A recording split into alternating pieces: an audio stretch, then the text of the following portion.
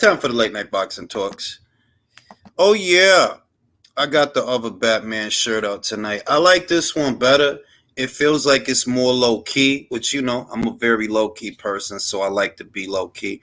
This logo is not as ostentatious as the 1992 Tim Burton logo, which it's got the big old yellow. I like this logo better. I like this fit better. And yeah, man, it's a lot of stuff going on in the world of boxing. Earlier today, it seems that the people at Boxing Scene ended up hearing the same rumors that I heard. I told you guys last week I heard a rumor. I heard a rumor last week that Regis Prograis had a meeting with Top Rank on Monday. And then later on in the week, I heard a rumor that he had a meeting with Matchroom. And, based on the rumor that I heard, the top rank money was all right. The top rank money was all right, but could have been better. And I heard that he was going to be signing to Matchroom, that it would be a 3-fight deal, and that a part of the deal would be a unification match. This is just something that I heard. And a lot of people complained about that because what they want is for him to either go to Top Rank, which I would understand that I'm not against. They want him to either go to Top Rank or they want him to go to the PBC to fight Subriel Matias. And, I see a lot of people complaining. I already saw the comments. Jerome, what it do? I already seen a lot of people complaining. I seen the comments that they're making there. Oh, he's ducking Matias. He's ducking Matias.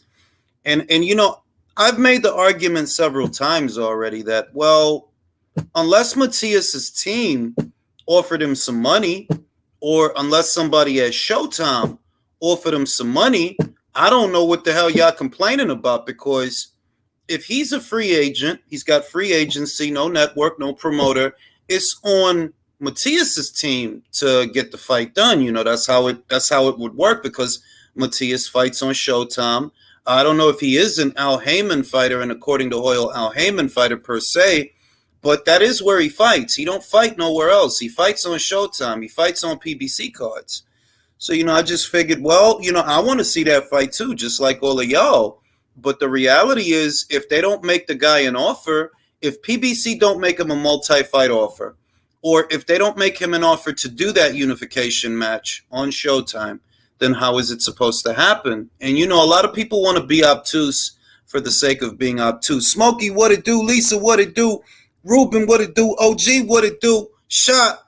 It's like it's a common sense argument that it's like they expect these fights to just magically get made from thin air. Like, I want to see that fight too, but we all know how this works. You got to make the guy an offer. You have to try. And speculations and conjecture and hearsay, that's no substitute for actually trying to do the fight. And it's all good to do videos where he's calling the guy out. It's all good for Matias to tell any journalist that's willing to ask him, yo, who you want to fight. It's all good for him to say, I want Prograis. But it's saying it and it's doing it. And if ain't nobody making that guy an offer and ain't nobody trying to bring him over, then how is any of that supposed to happen? And that's what the boxing fans don't want to understand. Like, some boxing fans are smarter than others, I guess. You're dealing with lots of different people from around the world. Who knows what their intelligence quotient is? But, that's what it's contingent upon. If you want to see a fight, somebody has to pay for it. There's no such thing as a free lunch. So if Matias, who fights on Showtime, wants to fight a Prograis, what's the money like? You got to offer him some money or something, bro. It's a unification match. You a champion. He's a champion. That's how that go.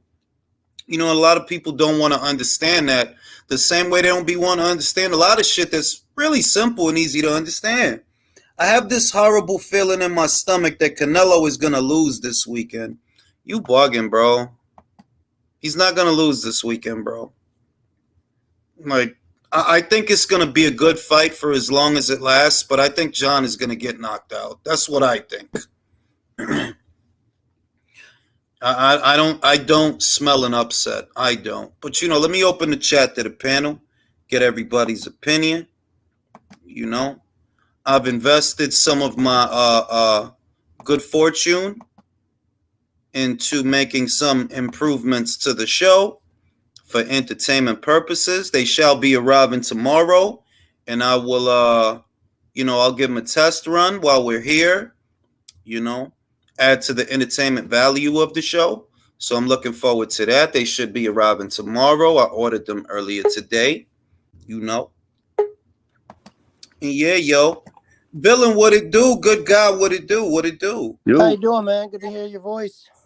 Yeah, chilling, just invested in some refined equipment to add to the show's entertainment value. Even though I think it's entertaining enough already. What equipment did you add, or what are you looking to get? Just a little soundboard, some cool. effects. There you go. You need to get one of those. Did you get more swords?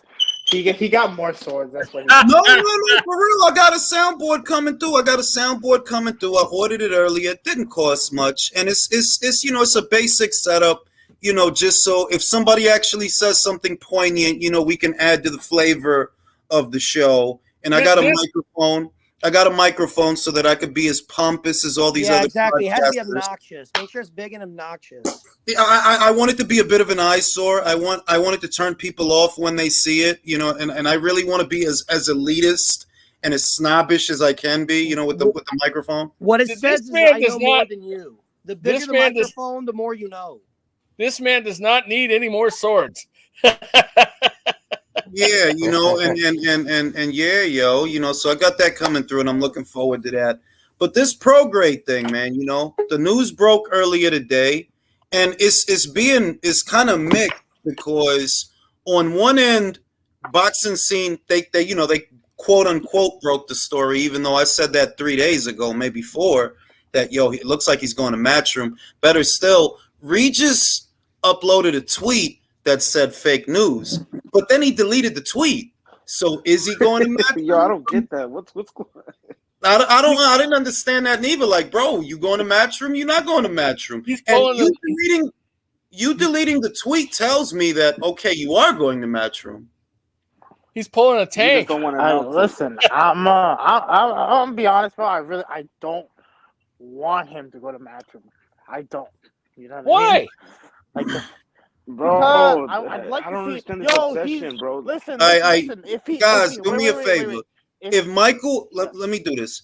If Michael's talking, I don't need 2 other people to be talking while he's trying to give me his answer. Michael, why do you not want him to go to Matchroom? Because if he was younger and he actually had time to run over all these guys and then do unification, I'd be like, okay. This guy's 34. In 2 years, he'll be like 36. Who knows if he'll be the same? Now's the time for him to get unifications and fight the big names. At least Jose Ramirez. At least that. Okay, let me go to Polo. Polo, what do you think about that? Do you like the move to Matchroom, or do you not like that move? Polo, go ahead. No, I like it because he can fight some upcomers. He can get on unification. Yo. So I like the first of all, he was already on PBC. We see how that went. He couldn't get the fights he wanted. They're not gonna throw him guys that they're building up. I don't know if people have noticed that's a common thing. With Top Rank, okay, maybe a Taylor rematch, maybe it's a female, but bro, Ramirez is probably we already seen what happened with that. And then maybe Taylor moves up, so it's like, bro, it's not a guarantee that he goes to Top Rank and fights all those guys, bro. He might just go there for a free trip and then he fucking is at the same spot he was like when he was with PBC. So I think with Matchroom, he'll be able to fight like a Paro, a Sparks, a Gabriel Goyes, Venezuela. They got guys for him to stay active. And they're not going to be like, no, you can't fight that guy. Like, they're not going to tell him that, because they're saving this guy for another guy. That's my thing. Get the man paid and let's see him fight. Like, bro, he already went to PBC and that failed. Let me go to Country. Country, what do you think? Do you like the move? Do you like a move to Matchroom, or would you prefer that he go somewhere else? At this point, I think it's better than the other moves he made. So, he'll get more fights in Matchroom than he's been getting with anybody else thus far. Could he have gone somewhere else? Yeah, but I think Matchroom was a good move at this point. He'll get some fights. Maybe he'll build up, and maybe they'll be able to help him make those other fights that he needs, as long as they're willing to work together. So we'll see what happens. But I agree with. That's a good point that the moves that he's made, a lot of people are forgetting that he did go to the PBC. He went during the pandemic. He went over there. He tried to get the Broner fight. They couldn't make it. Broner didn't want to do it outright. Broner didn't want to do it. I remember they promised him Gervonta. He said it in an interview. They promised him Gervonta. Let me go to Villain. Let me go to Villain. Villain, do you like the idea of Regis Prograis going to Matchroom? Do you feel that at this point that's probably the best way to go? Yeah, I think it's him at 140 is great because you got Jack Casserole over there. He can potentially fight Hitchens, Spark. Spark's always a good guy to watch fight. I think there's a lot of good fights there, and at some point, you think if Ryan Garcia takes anything serious in boxing, there's a fight at 140 that could be made as well too. So I like the fight quite a bit. I mean, I like the move quite a bit. If not there, then I suppose you can go back to Top Rank would be your second best option and fight, Taylor for a rematch. But I think Matchroom is actually the best place for him to be at right now. I think it's a great signing. Good guy. You agree with that? Hold on. Let me go to Good Guy. Good Guy. Do you like that move? Do you like, or would you have preferred that he went to Top Rank? And the reason I don't say PBC is because out of all the rumors that I heard last week, because I heard both. I heard he met up with the people at Top Rank on Monday, and then towards the end of the week, I heard he went to Matchroom. But I didn't hear nothing about no PBC, So that's why I'm not mentioning them because, I don't know of them offering him anything. But out of those two, would you prefer that he go to Matchroom or would you prefer that he go to Top Rank? Out of the two, I prefer him to go to Matchroom. Me personally, I really prefer him to be a free agent so he can get any fight, or the chance at any fight. There'll be no less boxing politics. But Matchroom does open a possibility to fight the Catteralls, even the Josh Taylors of the world, and all those guys up over there. So. But again, I would rather have him fight anybody and anybody, if that's but again, that's wishful thinking. Now I got some beer money coming in. Regis deleting the tweet tells me that he hasn't signed any deal confirmed by Eddie Hearn, but he's also cautious about burning bridges, in my opinion anyway. That's a good take, that even if he did talk to Matchroom, that doesn't mean he signed to them yet. I was told he talked to them, and I was told that he was leaning in that direction, but nobody, it's not final. Go ahead, Michael. But Eddie on Twitter today, I don't know if you guys saw, he said he didn't sign Regis yet. Somebody asked him on Twitter, he said no. Yeah, I seen it. He said no. He said plain no. I seen it, but that could mean that the deal's not done. That could mean a lot of things, bro. Because I have seen people deny something in the public, and then it turned out to be true. So that's why I'm like, hey, still go over there. Shout out to Lee. Also, if he goes to Matchroom, I know Hitchens is up and coming, but Hitchens is a dangerous fight for him stylistically. You know what I mean? He might be a little bit young, but he's very good. And let me just add one thing too. So if Eddie was to sign him, technically he doesn't want to say yes because they're still likely in negotiation. So if you notice the tweet being deleted, he doesn't want to burn any bridges if it falls through. So it's probably likely that they're going to sign it, but they're just not quite there yet. So it's better if nobody says yes for sure. Yeah, they have to be. Yes. Yeah. Because if the deal's not done, then absolutely. Shout out to Lisa for the super stick. Appreciate that. Shout out to my man Trouble T Roy. Al let him down twice. Thank you, Al Heyman, which is true. People tend to forget that he did go over there. Like he did after the World Boxing Super Series was over. He went to PBC. Man. Hey, Jules, he listened to me, man. Remember on your live, I told him to stay away from PBC, and he did. Bro, I fucking told him. You see country. I fucking told him, yo, go to Matchroom, bro. If you fight Jack Tesseract. If you fight Jack Tesseract. Jack Tesseract. Yo, that'll send a message to the whole division because everybody feels Jack Casserole beat Josh Taylor. If you knock him out, that's a strong message. And that is a doable fight. That's a doable fight. You do it in the UK. Maybe you don't do it in the UK. Maybe you do it in Texas or something. And people will watch it. So I'm going to say this. I want to say this. The reason I would prefer that he go to Matchroom is because just because you go to Top Rank, that don't mean T.O. gonna fight you. Arnold Barboza is over there. He can't get a T.O. fight. He can't get a Ramirez fight. No, they got the same manager. Just because you over there don't mean you Man, going. they're not gonna do that shit, bro. They're not gonna do that Yeah. shit, bro. You already know that, bro. Rick Merrigan is not gonna want to put his two guys against each other. He's not gonna want to do that. You know what his I mean, dream is? Tio bro? gonna run Yo, from yo, yo, Regis like he's a grenade, man. Yeah. Yo, ring. What guys like Rick do usually is they want. Have you noticed? Look at all his guys at 140. He positions in them in each ranking. So Barbosa will try to get the WBO. Ramirez will get the WBC. The other guy he has will get the IBF. Like he does it. So like say Y mira obviously que Ramirez, not that long ago, Ramirez said that. Lindolfo's in the WBA. Regis, come to Top Rank. Let's sit down. That was the other day Ramirez said that, even though I still don't really believe he wants to fight. Look, if you're Regis and you tried to fight, they actually ordered the fight between him and Ramirez in 2018, and they both decided to walk away at that time. At that time, Regis was with Lou DiBella. That was his promoter at the time, Lou DiBella. And you know, Ramirez was still with Top Rank. The fight didn't happen in 2018, and the fight didn't happen this year. So that's two times that they ordered a Ramirez Prograis fight and nothing happened. So if you're Prograis, that's But already fair, like we done tried this already.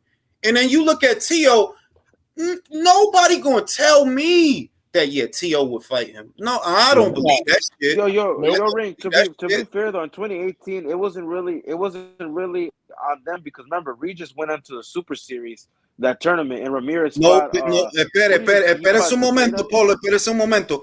Shout out to my man. Hold on. Wait. Shout out to my man Giancarlo. You didn't have to do that, but you did it, and I appreciate you, bro. Y lo que te voy a decir es que he didn't go into the series until after the negotiations, until after they decided to walk away. He didn't go into. Let's just say this: I'm glad that he's not with the PBC because he would have been just wallowing his career there and not fighting anybody. And that's the other thing. Like they're gonna give him a bunch of fucking fight dates at the PBC, right? Well, that's what I just want to say. I didn't want to And- be negative, but honestly, like as many guys that are on the shelf at the PBC, and I'm not trying to sound like an asshole, like anti-PBC in this moment, but why do you want to go? Why do you want to go sign with an organization that has guys that are unified champions that are not fighting even once a year now? I mean, you can't go there.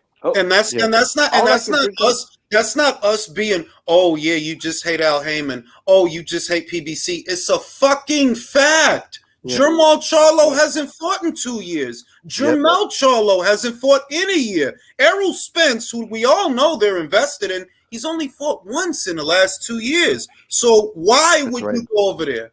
Why? He'd be wasting his talent over there. He'd be wasting his talent. And he's one of the most feared fighters, if you ask me, in 140.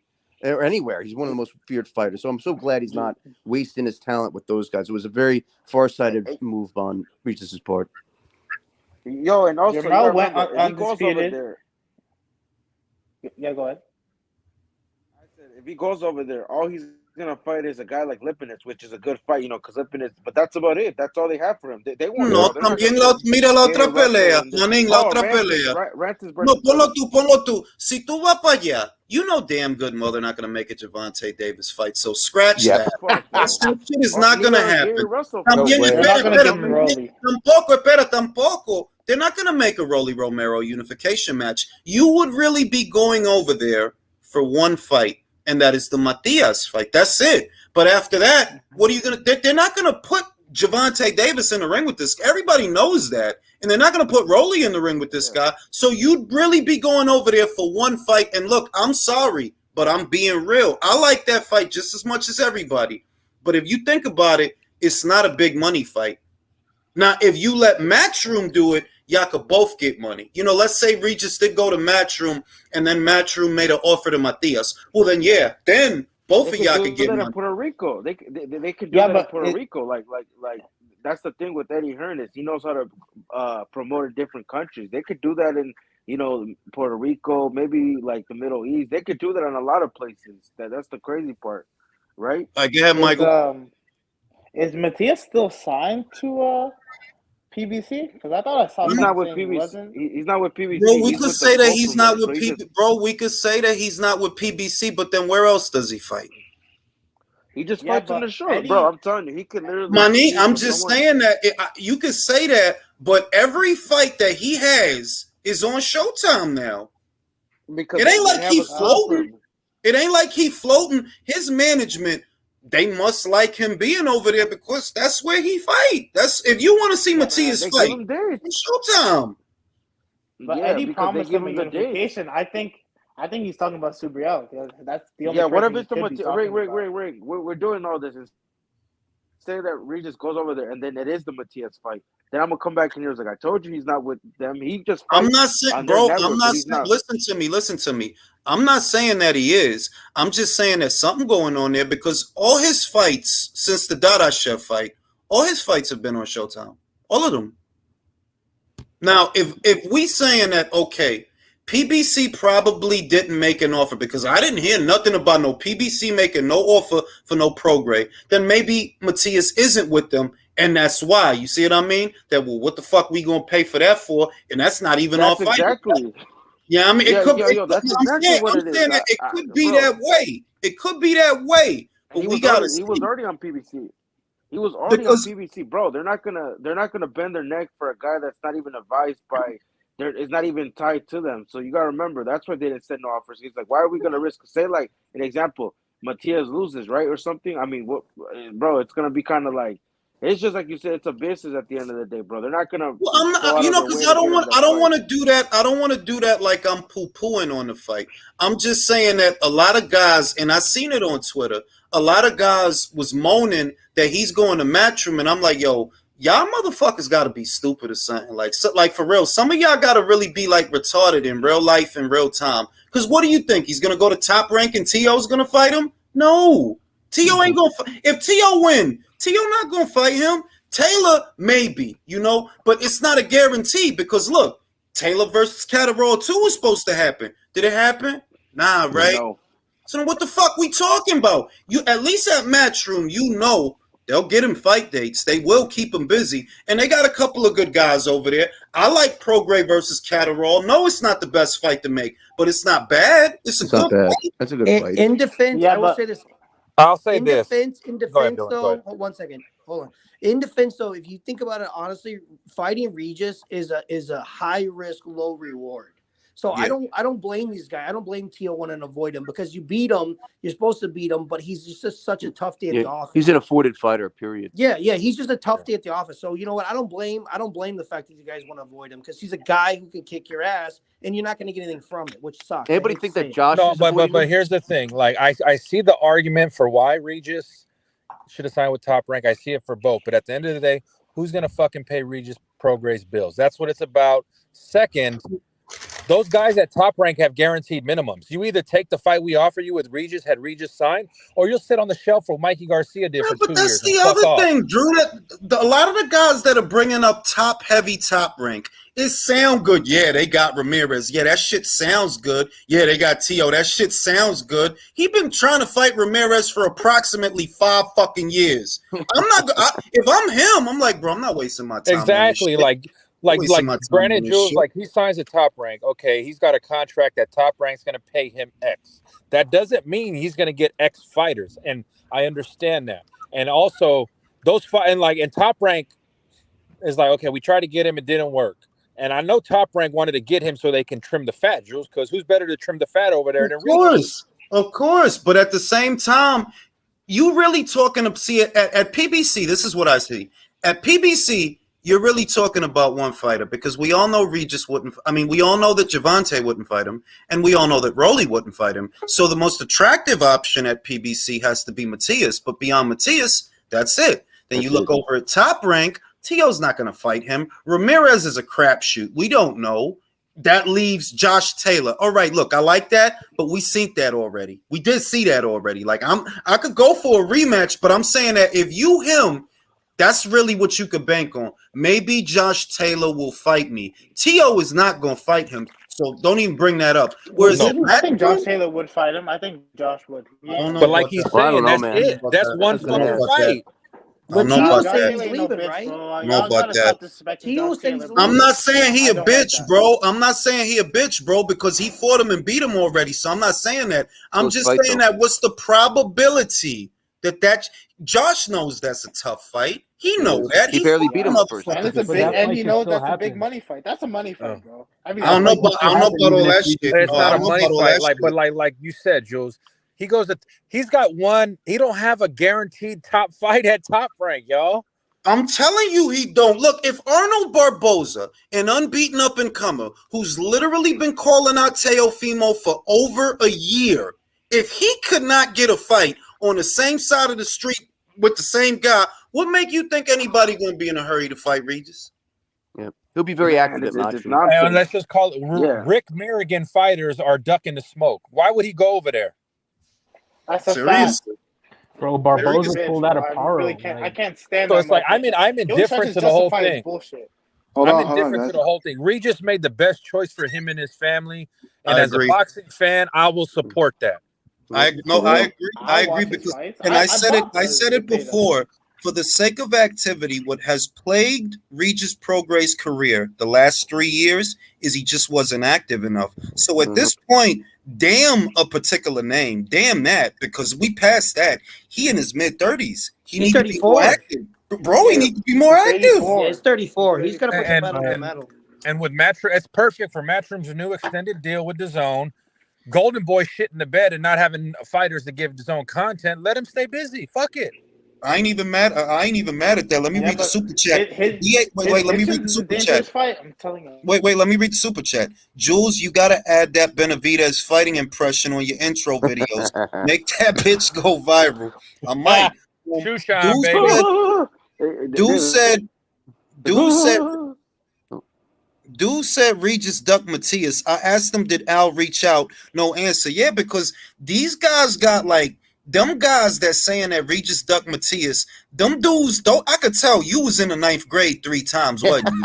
You was in the 9th grade 3 times because it's simple. I'm not against Regis fighting Matias, but in order for it to happen, Showtime got to reach out. And if Showtime don't reach out, don't nothing happen. It's that simple. The ball is not in Regis' court to pay for the fight because he don't have a promoter. The ball is on Matias' court. Yeah, because who's Matias?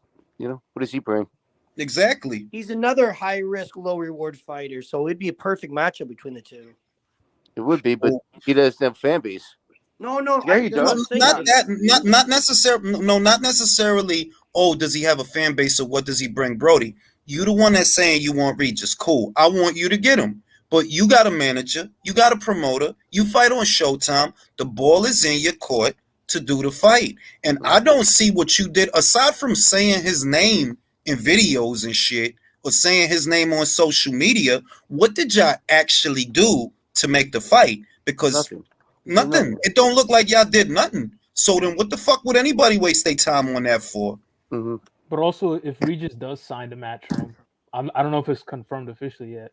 Matias should have to go to them for that fight. Like, he's a great fighter, but nobody fucking knows him. I agree. We can't let Matias and Prograis turn into a sides of the like, bro. Nah, fam, not y'all, not y'all. They're not big enough names to do that shit. They could Ray. They're gonna marinate that fight for 5 years. Yeah. Shout out to Eson in the chat. Eson, what's today's fragrance? What's today's cologne, brother? No, Eson says, salute to the panel. What's the Haney Loma predictions? Look, man. I ain't made mine yet. I'm gonna be real now. If somebody on the panel did, y'all could go ahead. I ain't made mine yet. I want to see what the way. I want to see how they look at the way. I want to see that. I just honestly, I don't like how Devin's talking about everybody else but the actual fight right now. Good point. I got Loma. Sounds like he's distracted. I mean, he talking about other shit, and that's cool. But he said some things about Loma too. He said, I don't know why he said this. I still don't know how to interpret it. But he said that he's like a dirty fighter. And I'm like, Loma don't really do dirty shit. And you know, Drew, I don't have a problem with dirty boxing. Like, I love some dirty boxing. But I'm saying, like, he don't really do dirty shit. He don't put his elbow on a guy's throat. throat. What that means, though, right? That the translation for that is I can't fight on the inside, and Loma's not going to let me clinch. Yeah, and also it's translated. It's also translated to say I'm trying to get Loma out of his into Loma's head. He also said that Loma never achieved anything. He's trying to get inside. He said that? Yeah, he said that. He ain't a lot of dumb shit, to be honest. I think Loma's going to stop him, though, low key. That's crazy Wait, to me if he said what'd he that. say? You know what's weird? You know what's weird? He said, "Don't start saying that Lomachenko is old, right?" But if you go on his Twitter and you put it in the search bar, Loma is old. He literally said that shit. You tell I me? believe that was like on the day he fought Ortiz, right? Yeah. When Loma was younger than he is now. Like, is he Benjamin Button? Is he younger than he was when you said that shit? Because you the one called him old, bro. That's like He said that when Theo beat Loma. That was the same date. So right after. Right. That's right. That's worse because then that was 3 years ago. Yeah, that's like Fury saying don't call. That's like Fury saying don't call Wilder a bum, and yet he called him a bum a million times during the fight. Hey, I'll do you like Klitschko. You a bum. Yeah. If it's 3 years, like what you think? Loma aging backwards, bro. He was old in 2020, but he's not old in 2023. Where does Loma fight dirty? He drinks the fodder of youth. He found the water. Nah, he uses gas station pills. All right, who want to let Eson jump on and give his prediction? Because it's 10 on the panel right now. If somebody want to drop off real quick, let Eson jump on and give his prediction. But I'll say this, look, stylistically, I'll say this. Stylistically, it's very hard for me to look at the styles of those two fighters and say that Devin has the style for him. It's very hard for me to do that because it's like Devin is an outside jabber. He don't really have inside game. And when he do be on the inside, he be getting hit, he be getting hurt, whereas Loma's shit is being inside. On the outside, he probably ain't no good. We saw that in the Lopez fight, that when he couldn't get in, he couldn't do nothing from the outside. So they polar opposites. But I'm like, if Loma get in, if he do, what are you going to do? And hope Kenny Bayless saves him like he did David. Yeah, good point. Well, no, because Loma breaks clinches very easily. If you watch the Jermaine Ortiz fight, he did it like many times. So yeah, you won't even come to that. Loma's just going to beat him up. And who do you think is stronger, Jermaine Ortiz or Devin Haney? Honestly, Drew, I think Jermaine Ortiz, and I'm not like I don't want it to sound like I'm shitting on Devin. Devin is good at a lot of shit, but Jermaine is good at a lot of shit. I think Jermaine is better on the inside than Devin. Yeah, he worked on the inside. And Jermaine was someone that put in multiple rounds with Loma, so he knew that his best shot was trying to fight him on the inside, and that still didn't work. Yep. So it's very hard for me. Go ahead, Michael. If you watch the Jojo Diaz fight, that should tell you how this fight's gonna go. Bro, that's what I'm trying to tell people. Like, I'm sorry for cutting you off. Yeah, go ahead, bro. I was just gonna say, like, Jojo found his range out in like 3 rounds. Like you don't think Loma can figure this guy's range out? Like, I think Loma's just don't say that, Julio. You downloading. The other thing is, all right, Haney, you got a great jab. And I don't even downplay the importance of the jab because the jab will stop a lot of bullshit from happening. But you not a big puncher, bro. Like, nah, you not. JoJo, you didn't stop JoJo from standing in front of you. And we know JoJo don't got power like that. JoJo don't got power like that. He does. But you couldn't stop him. JoJo hurt him. Shit, and you know JoJo ain't been a big puncher since I think 126? 126, yeah, 126. You moved up. JoJo was all up to his face. Hey, JoJo's pound for pound. He's pound for pound. That's in his pictures to little girls. Hey, yo.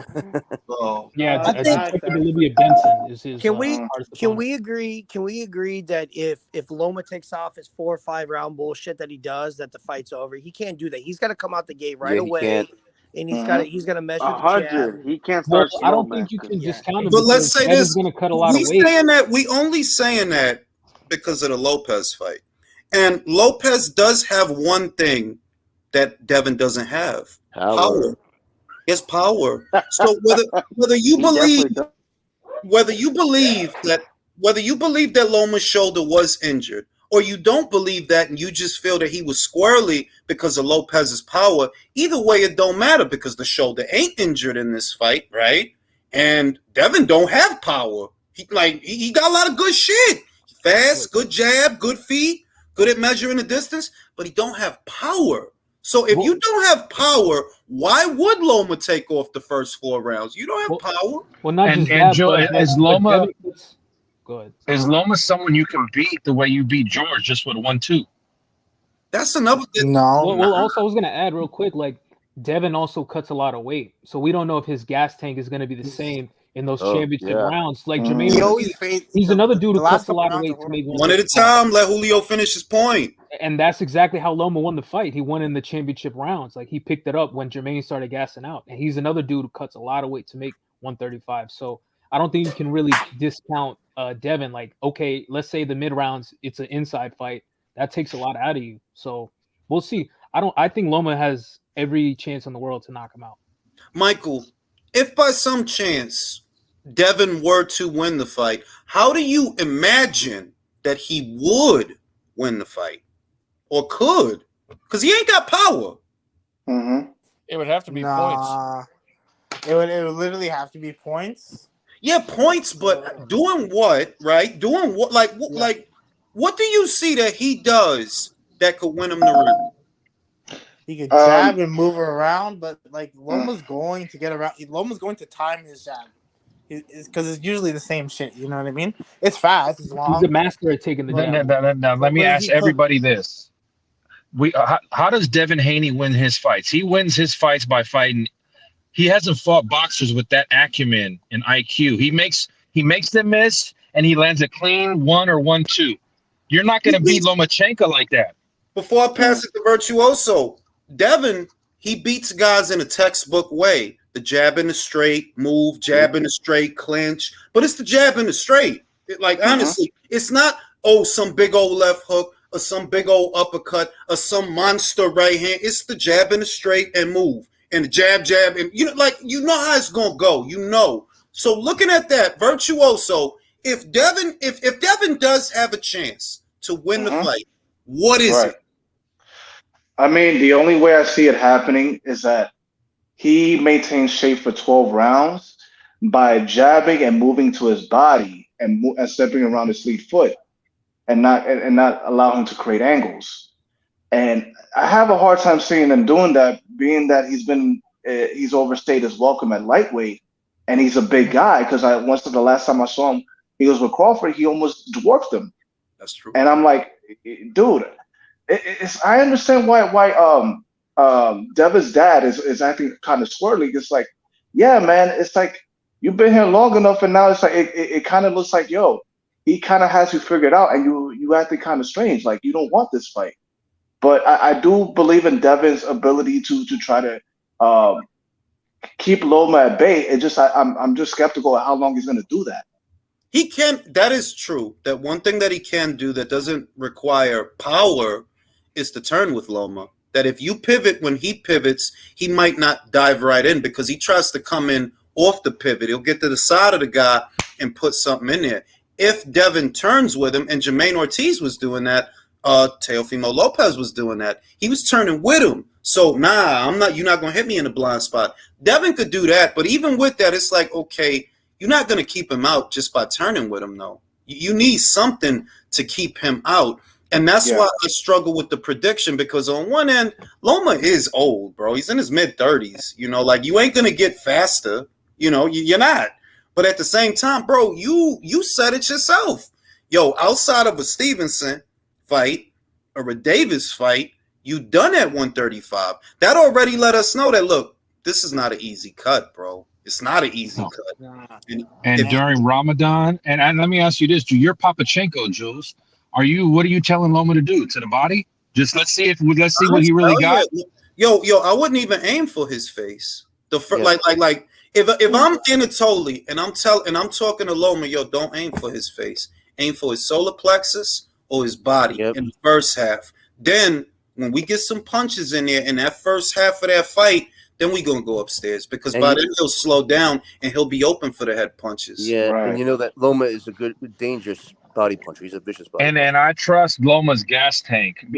It's not going to be Jermaine Ortiz was more physical with him. No, so the other thing is we can trust his gas tank, because off a year layoff against a bigger, younger, arguably stronger, or at least as strong, against a big young guy who never lost. His cardio was on point, and it was the young guy that got tired. So Loma cardio is all. And not only that, the young guy had a tactical advantage against him. Sparring with him all that time. Yeah. So and what I was going to say is this is Loma's. He's fighting at his walk around weight. He's just small for this weight class. Is he really cutting weight to make 35? No. Nah, no way. I know. Probably taking. Bro, he another one that you could put him in the breast pocket of your shirt and put him on the table, and he'll just be shadow boxing the whole time. Bro, Tim Bradley carries him around in his backpack. No, because if you look at Loma, he like his shoulders is like his shit is like down here or some shit like no shoulder blades. Hey, bro, that's what's in Tim Bradley's backpack. Him and Mark Kriegel. In all seriousness, Loma has a whole country. Have you seen Loma? Have you ever seen his gas tank go bad, even at this age? Never. I've never seen. Bro, well, not just like people fixate on the Jermaine Ortiz fight. Well, what about Nakatani and Comey, where he was fucking turning and taking angles the whole fucking night? And I was at that fucking Comey fight. That's the other thing that I honestly think like maybe most of America, maybe most of it, like 75% of it, is full of grade A fucking idiots. Because it's like, yeah, he didn't look perfect in the Ortiz fight, but he was coming off a layoff. Well, that's Julius. How long was that layoff? A year or a year? It was like close to a year. But here's the thing: is Ortiz really also good? Yeah, I know he has shit is doing all that. Yeah, that ain't mine. Not mine. Is Ortiz? A question is, how good is he? Too? Could you think he could beat Devin? I mean, who is he? I know he hasn't beaten anybody, but we don't know. No. I mean, I think. Look, I get it. It's true. Like Ortiz's only credible scalp, we would have to say, is Jamel Herring when he moved up from 130 up to 135. But because he was moving up from 130 to 135, well, wasn't Herring at 135 already though?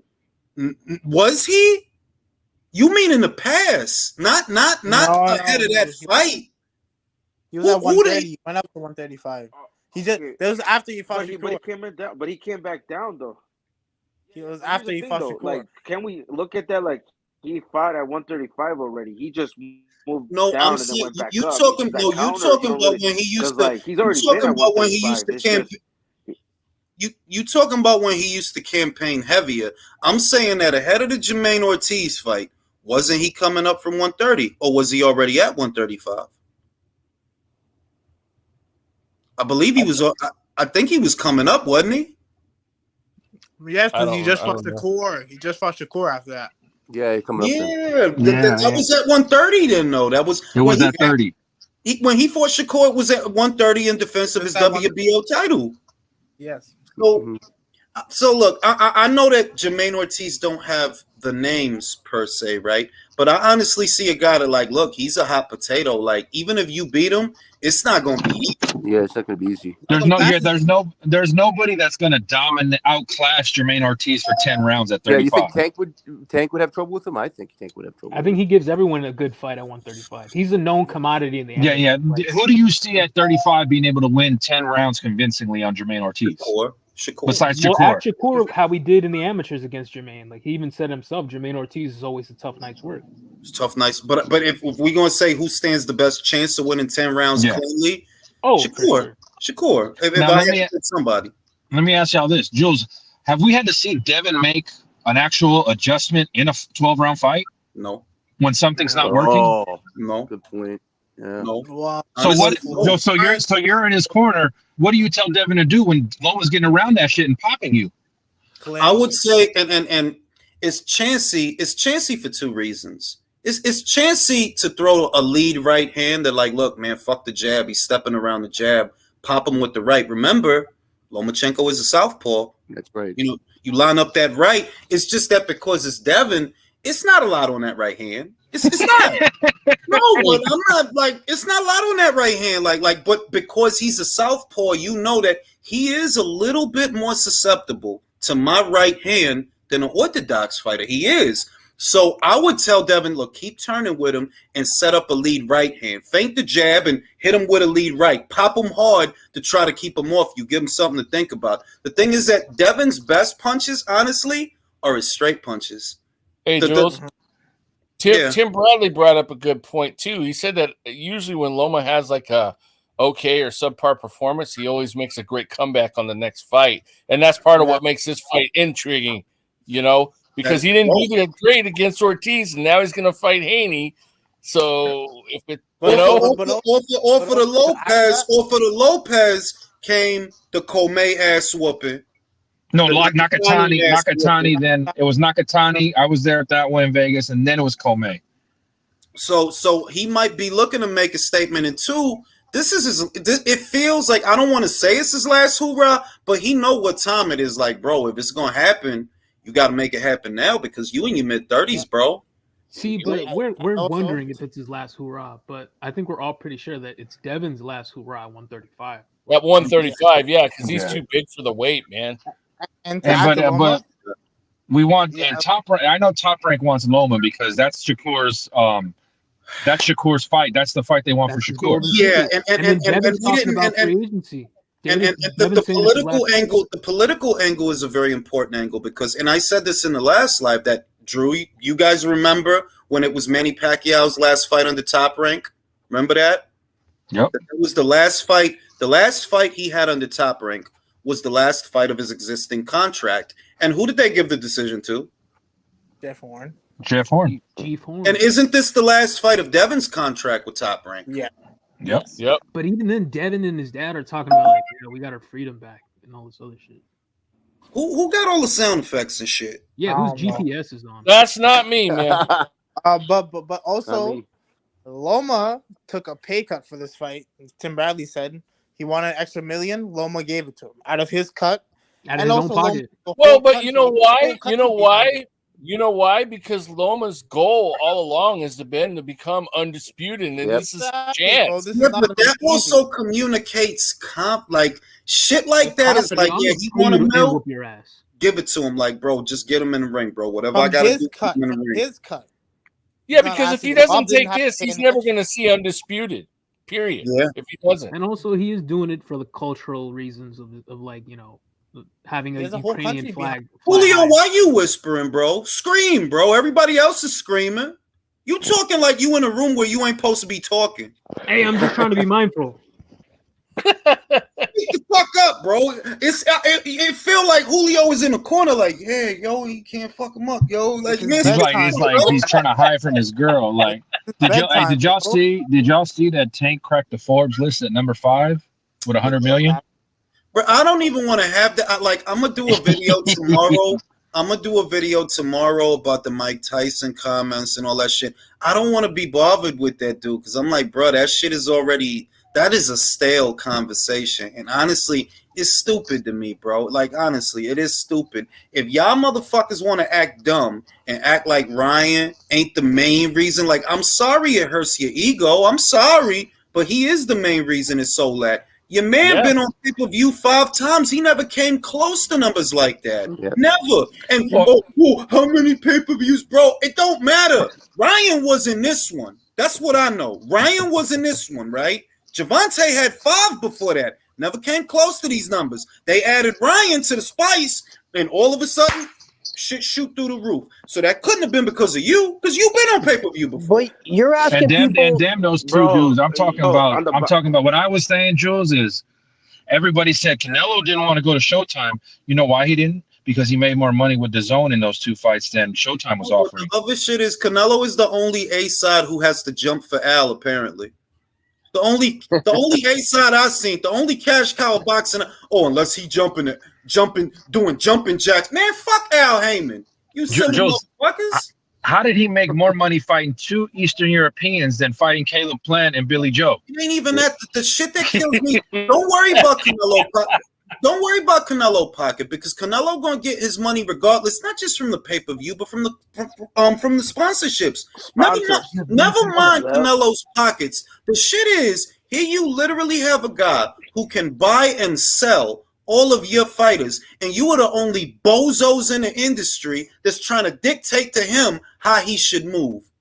And I'm supposed to take y'all seriously. I still got that video with Sampson. Shout out to G Funky because he did the interview.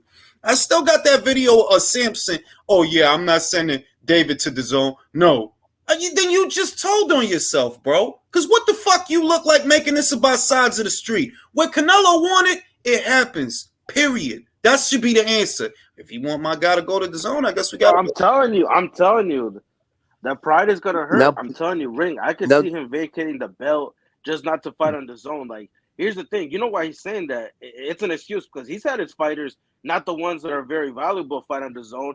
But you know He why? has. Because they'd rather have him lose on Showtime. And obviously, what they're bidding on is that if David loses, he can at least become a star. So now people are gonna be like, "Oh, he gave Canelo a fight. He dared to be great." I've seen this movie before, bro. So like, Well, if I he think that loses, they'd David rather have him genuinely lose doesn't than want Showtime. the Time, fellas. Julio, go ahead. I genuinely think David doesn't want the Canelo fight. I think his dad knows that he's not ready because if you think about it, they were talking nonstop shit about him for months. And then after he beat Caleb Plant, after he gave up 5 rounds to Caleb Plant, now it's, oh, well, we want to fight Morrell and Andrade and Charlo next. So it's like, just say that he was never the plan. Like, you're just using him for promotion. Yeah. That's Now- it. It's now he wants to fight Beterbiev, apparently. And the fact that he wants to His fight dad, the fact that bro, you know when a little kid is like, yeah, I'm strong enough to like pick up an entire pickup truck. That's how his dad sounds like. Like, you're just telling stories, bro. Like, yeah, little man, you're a strong dude. Shit that kill me that it's like the arguments that we have, right, gentlemen? We should never have them with these infidels, with these idiots, because there's no way in hell on this planet that we're on, in this solar system, in this quadrant of the galaxy, that a Caleb Plant could go 12 with Beterbiev. There's no way. There is no reality. Don't you know that's how the Illuminati works? No, fuck the Illuminati. There is no parallel universe where Ring, who is that? Ring. Who said that? That was some fucking weird guy, man. Like, bro. That was some weird. Don't give him, don't give him air. Y'all gotta stop giving him air, because then he. Y'all love interrupting Jules when he's making a point. Yeah, like that shit is not relevant. So how you figure that the guy, and fuck a triangle theory, because it's not a triangle theory. Caleb Plant never actually fought Artur Beterbiev. Use your common fucking sense. You have a 5'7" little ass man. He put away Caleb Plant. You 6'2", rehydrate the 200. You couldn't do it. That tell me a lot, because you not no jabber, no boxer that be staying on the outside and boxing. You supposed to be big bad monster, Mexican Arizonian monster, bro. Tacos from Taco Bell monster, because you're not a real Mexican. I know you're not a real Mexican. Man, they didn't even release them numbers. Yo, Ring. When are they gonna release them numbers, man? When are they gonna release them numbers? The fucking word on that shit, bro. I'm tired of them trying to, like, you know what it is? It's like people having arguments about their feelings, and I'm like, bro, didn't your father teach you nobody give a fuck how you feel? That's one of the main lessons your father supposed to teach you. The world don't give a fuck how you feel. Whoever beeping and all of that, you just someone's doing Uber Eats. Yeah. Now, shout out to Bobby Light. Shout out to Bobby Light. Devin is gonna clinch. Devin is gonna clinch and use his size on Loma. Jack says the way Devin could win is become a boxer puncher. Yeah, but all right, let me tell you something about that. Nobody interrupt. When pure boxers, and this happens, when pure boxers try to stop being pure boxers, you know what happens? They get knocked out faster. See, the reason that they don't get knocked out is because they don't give you a window to knock them out. They don't give you the window to counter. They stay away from you, and they make you work for the meal. If you step out of that and you get it in your head, all right, I'm going to sit in the pocket a little more. I'm going to throw a little more. That's just more chances for him to hit you. And if that don't get you, you know what will? The pace of the fight. Because what I notice about a lot of pure boxers, they don't have good engines. Think about it. I like Tony Harrison, but he don't have a good engine. Zelfa Barrett, he gassed out. Rashidi Ellis, he gassed out. If you notice, what really be getting them pure boxers is the pace. They'll be doing all right. They'll be doing. Caleb Plant, he was doing Jermaine all right. Ortiz. The lesson of that, the lesson of fight of that is Taylor against Chavez. Taylor stopped being an outboxer. He went into a full bull Philly fighter, and he paid for it. Pure boxers are in insane shape when they can control the pace, but when they can't, they look like me out there. No, I'm gonna say that what I notice about pure boxers, and I only put it together recently, that maybe a part of what makes a pure boxer, some things you kind of already know, that this is all based on an internal rhythm that everybody has. That the way that you fight is based on an internal rhythm that you have. And there are things that some fighters like, some fighters don't. There's fighters, they like getting hit. They don't mind. They really don't mind that much. It's like, hey, fuck it, And there's fighters that really, really don't like getting hit. That's your pure boxer. That's why they focus on defense. Everything is defense. They don't want to get hit, and they don't want to get into a shootout. And I've just kind of put it together like, a part of the reason they do that shit also, they're so economic. It's only 1 and 2 punches at a time or pot shots from the outside. You don't have the gas tank for a war. You don't have it. That's why a Roman Villa could beat a better technical boxer than a Rashidi Ellis, because Rashidi Ellis is a better technical boxer than Roman Villa. But what does Roman Villa got that Rashidi don't got? An engine. Got an engine. And that's why who fucked up think Stephen it's mentally Colbert? taxing too, though, because like you could be in great shape and still gas out, but a lot of that shit is mental because there's someone like right in front of you. And a lot of these pure boxers, they really don't know how to fight on the inside because they're comfortable doing what they do when they're in control. So I think a lot of it, when fighters gas, it's because they're low key quitting. Honestly, nah, they can't take it. No, listen. No, yeah, Because if you take there's some precedence to that. no, listen. Look, if you took a fitness test with Rakhimov and Zelfa Barrett, they're both world-class athletes, bro. They're gonna pass it. But Zelfa Barrett is so used to fighting one way that when someone's in his face, he starts to feel like, oh shit, like I don't know what to do, and that makes him feel like he's getting tired because it's mentally taxing. I don't know that it's just mental, though. I really feel like you're right, though. If they both took a fitness test, they would both pass it. But fighting, pure boxers are not built to fight for all 3 rounds. They're not. It's all about creating space and using angles and conserving energy and not wasting your punches. To fight for the full 3 minutes, pure boxer can't do that. A boxer puncher, they can. They alternate, though. Sometimes they'll move away. Sometimes they'll move in. They alternate. And the pressure fighter, the one thing that's true about most pressure fighters, most of them, not all the really crappy ones, but who gives a fuck about them? Most pressure fighters have great engines. Most of them. That they might not be perfect. They might not have the best shot selection. They might not have the best defense, head movement, slipping, rolling, riding. But they got engines. That's what they got. And Arthur how Petrovius, boxing the way boxing's changed, it benefited the pure boxer. It benefited the pure boxer going from 15 rounds to 12. The pure boxer wouldn't have been able to hang in Jack Johnson's era of 50, 60 fucking rounds. Oh yeah, definitely. That's a fact. That I do think that, honestly, because if you notice the surgence of guys that have a minimalist approach to boxing, it does start at or around the time that they took away 15 rounders. That shit would have caught up to you in the 13th, the 14th, and the 15th. Whereas dumbing it down to 12, it leaves that door open like, oh shit, so I could just pot shot them all night? All right, then, we good to go. Shit, we gonna win this shit, man. Imagine Devin Haney trying to fight Henry Armstrong for 20 rounds. Oh, just imagine, look. Imagine Devin Haney trying to fight Bobby Chacon. It's just, it's not going to work. Imagine Haney. But I'm not knocking him. I'm just saying that if you look at that lightweight division of that era, right? Just the average guy in that era gives the good guy in this era a lot of problems. That includes Loma, bro. Look at that Bobby Chacon Limon fight and tell me Loma can handle that. Raymond Senior was another guy like that. For 15 rounds, a guy throwing 100, 120 punches. Yep. Not only that, but they're fighting 20 times a year. So their reflexes are superhuman, bro. Yes. Yo, they out of this world. Rider of the Storm says Devin with the low blows, and I don't mean 304. I don't put it past him, but Devin's not a guy that, he hits guys low. I think dirty. Yeah, he's not known for doing that, man. He don't do that. He don't do that. But he might have to for this fight. JD says, has Devin ever fought a true pressure fighter? That's a good. No, JoJo, he has. But what's the thing about JoJo?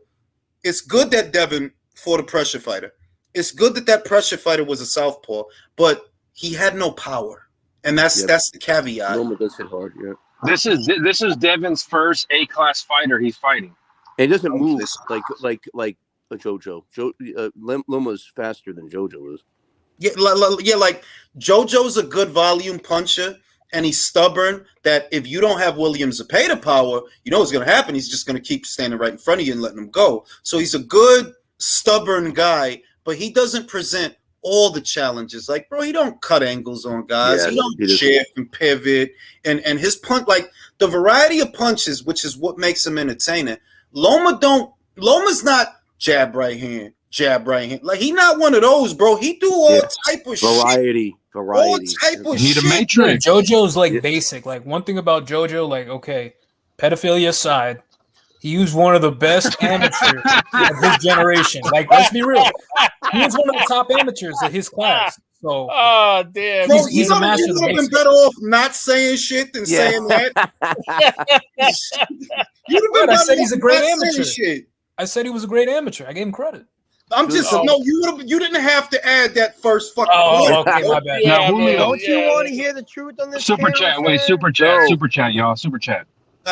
George says, do you think Devin's punching power would increase when he moves up in weight like Shakur did? Also, should Devin skip 140 pounds? 5 pounds may not be enough. I do believe when Devin goes to 140, he will hit harder because it's happening to Shakur. And I said that for a long time. Remember when he was at 2'6", people were complaining that he didn't have power. And when he was at 30, I'm like, bro, give him a minute. He's not a man yet. He literally not a man yet. He is now coming into his man strength, and you starting to see that at 35. So I say, Devin, it's the same principle. By all rights, bro, you shouldn't even be at 35 right now. Well, not only that, but I think he's gonna knock more people out because at 140, he's gonna have to fight people more.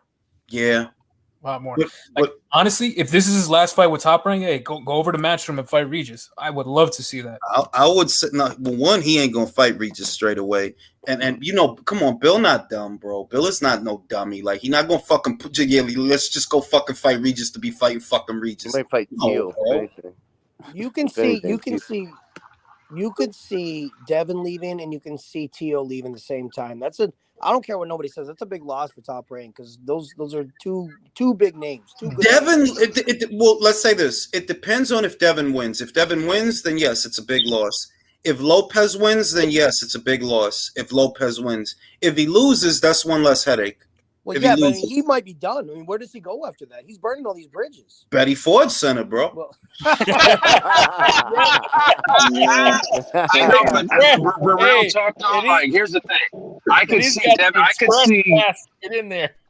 Go ahead, Drew. You already know. You already know, Jules. They're already colluding. Should they win to go over there? They've been doing it since Loma got some clout. Since Lopez got some clout.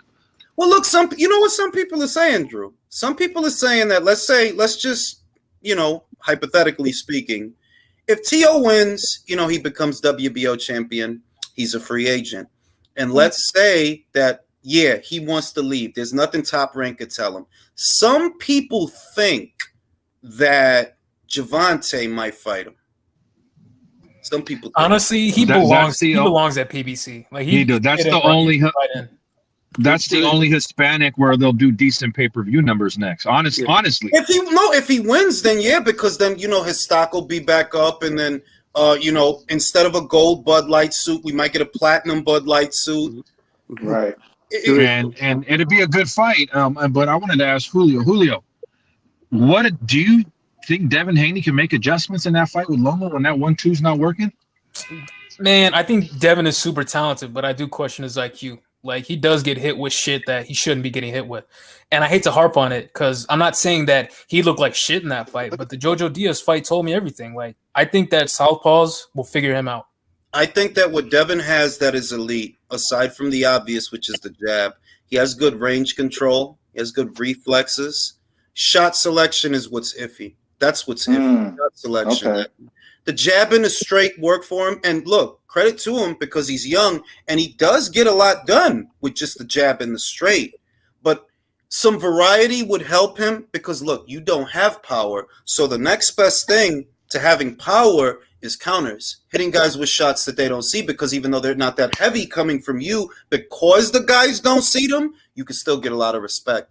And 9 times out of 10, you look at a Devin Haney fight, it's the jab and the straight. It's the jab and the straight. It's not an up jab. It's not changing the cadence of the jab, or it's not. Yeah, there's no variation of punches. It's just the same thing. Rinse and repeat. Yeah, like it's really the jab and the straight, and just different slight alterations to the same two punches, the jab and the straight. But you say it yourself, it's like they're textbook fighters, but what is it about textbook fighters that could be, you know, thwarted? They could be easily read. Get it? Yeah. Yeah, there's no. With the thing with Shakur, what I notice about Shakur, what I like about him the most is when he's trained, you see he's working on stuff that, okay, if I'm doing this, this is what my opponent's going to try to do to make me adjust. Devin doesn't do that. Look, man. This is the Shakur Appreciation Network. I can't put into words all the little things that he be doing that Devin don't do. It's mad little shit that he do that Devin don't do. And I don't mean that as a knock on Devin, but it's just that if I think of a textbook pure boxer, Devin immediately comes to mind. That's your textbook pure boxer. That's what we're talking about. Economics, stays on the outside, always takes a half step back. Even if he steps into his punches, you can see you shouldn't be there. Don't do that. And I think that's the difference. He does, and I think that's the difference with Shakur always being in the camp with Terrence. Now let me go to Unbiased. Unbiased just joined the panel. Unbiased, I posed this question to the guys earlier, that even if you don't have Devin winning, or you do, how do you imagine he wins? What does that fight that he wins, what would that fight look like? All right. Great question. I do have Devin winning, and I feel like it's his coming to age fight. What's going to happen is I think the first 4 rounds, he's going to control the fight for the first 4 rounds, and then Loma's going to catch him with a nice shot. He's going to make one of those mistakes that he makes defensively. And then the fight gets very interesting. I do believe Loma's going to hurt Haney at some point, but I believe Haney reaches his manhood because he responds to it, and he actually finds a way to win the fight by outlanding Loma. I think he's actually going to show enough inside game to squeak by. Not enough to say that, oh man, he didn't grew, but I feel like his size is, and he actually will use a little bit of it, but he won't really have a full just of it, but he'll have enough to be able to land some of the shots that we would have not seen them do before because of the magnitude of this fight. And I think he'll carry him to a 7-5 decision. It's going to be a split decision. We'll see. We'll see. Oh yeah, Will says, all right, let me read super chat. Right. Will says that's why Jim Corbett had a draw at 61 rounds, because pure boxers couldn't hang with Jack Johnson. Johnson once said he tried to fight like Corbett. I'm saying this. Yesterday's pure boxer threw more punches than today's pure boxer. I remember that Ali was a pure boxer. Stick and move, stay on the outside. Ali didn't throw body shots because he wasn't an inside fighter. He was actually an outside fighter. But if you look at an Ali fight, he's not playing keep away and not throwing punches. Yesterday's pure boxer was, in fact, a busier boxer than today's pure boxer. Today's pure boxer is barely throwing punches. Today's pure boxer is Rigo. Today's pure boxer is, oh my God, Frankie Sanchez. It's a minimalist approach to boxing that if you fought like that back then, everybody would beat you. And they put too much pressure on you. People would pellet you with popcorn because they wasn't going. The other thing was there was a level of pressure to entertain that, bro, you can't get out here doing that bullshit. You can't. No, to talk about it, they're going to be throwing tomatoes at you. It was just. It's just like Roman times, bro. It was just 3 years ago. A bitch threw a shoe at Chavez in the Jacobs fight. Remember that shit? Motherfucker quit. Bitch threw a shoe at him. It was a shoe in the ring. He got President Bush. He got President Bush. Yo. Yeah. For real. And it was in that era. in that Ray Arcel era, yo, dog, they not gonna put up with fam. Like motherfuckers didn't pay their money to see that. You're talking about Roman times. If you didn't perform and entertain a mob, they'll throw you to the lions. To the Yo, Jules, bro. Jules, y'all mentioned something earlier, and I was thinking about it, and I was like, I got to mention this to you guys. You know, we have a nightmare scenario potentially brewing. You know that, right? Even though I don't think it's going to happen. If Tio happens to beat Taylor, which I fairly doubt, but if he happens to beat Taylor, this is what's going to happen, guys. Hear me very clearly. Wait, don't say nothing. Let me get the shit. Wait, don't say nothing. I got to get the shit. Where's my shit? There you go. All right, get ready. All right, you gotta get the picture up. All right. Go ahead. Okay, so check it out. If Tio beats Taylor, what's going to happen is he's going to end up fighting Rolly because Rolly's going to win that belt, and they're going to go to Unified, and he's going to be at PBC, and then you're going to have Tank rematching Cruz, and then the winner of Cruz and Tank will fight that winner for 2 belts of 140. That is the worst case scenario. Wait a minute. No. Everybody shut the fuck up. I'm going to tell you why it's not the worst case scenario, right? You know I'm biased. I do not like Gervonta at all, right? But if you tell me that Lopez is going to fight Romero, probably beats Romero in all likelihood, and that leads us to Lopez versus Davis, why would I complain? That's a good fight. Yeah, but it's a good fight. The Tank's going to win, bro. Listen to me. I'm not against him winning a fight legitimately. I want you to be in a fight. That's my problem. Okay. I want you to be in a fight. Because you don't be in fights. Yeah, Teofimo and Rolly are friends. Like they met in arts and crafts or some shit. Like they're buddies. Julio's right. They're in the same resource room. Yeah, they were in the same special class. They shared a bottle of finger paint. I'm gonna say this. I would not bank on Teofimo fighting Rolly. I would not bank on that, but I will say that, look, let's say that scenario were to happen. Lopez versus Davis, there is nothing to complain about.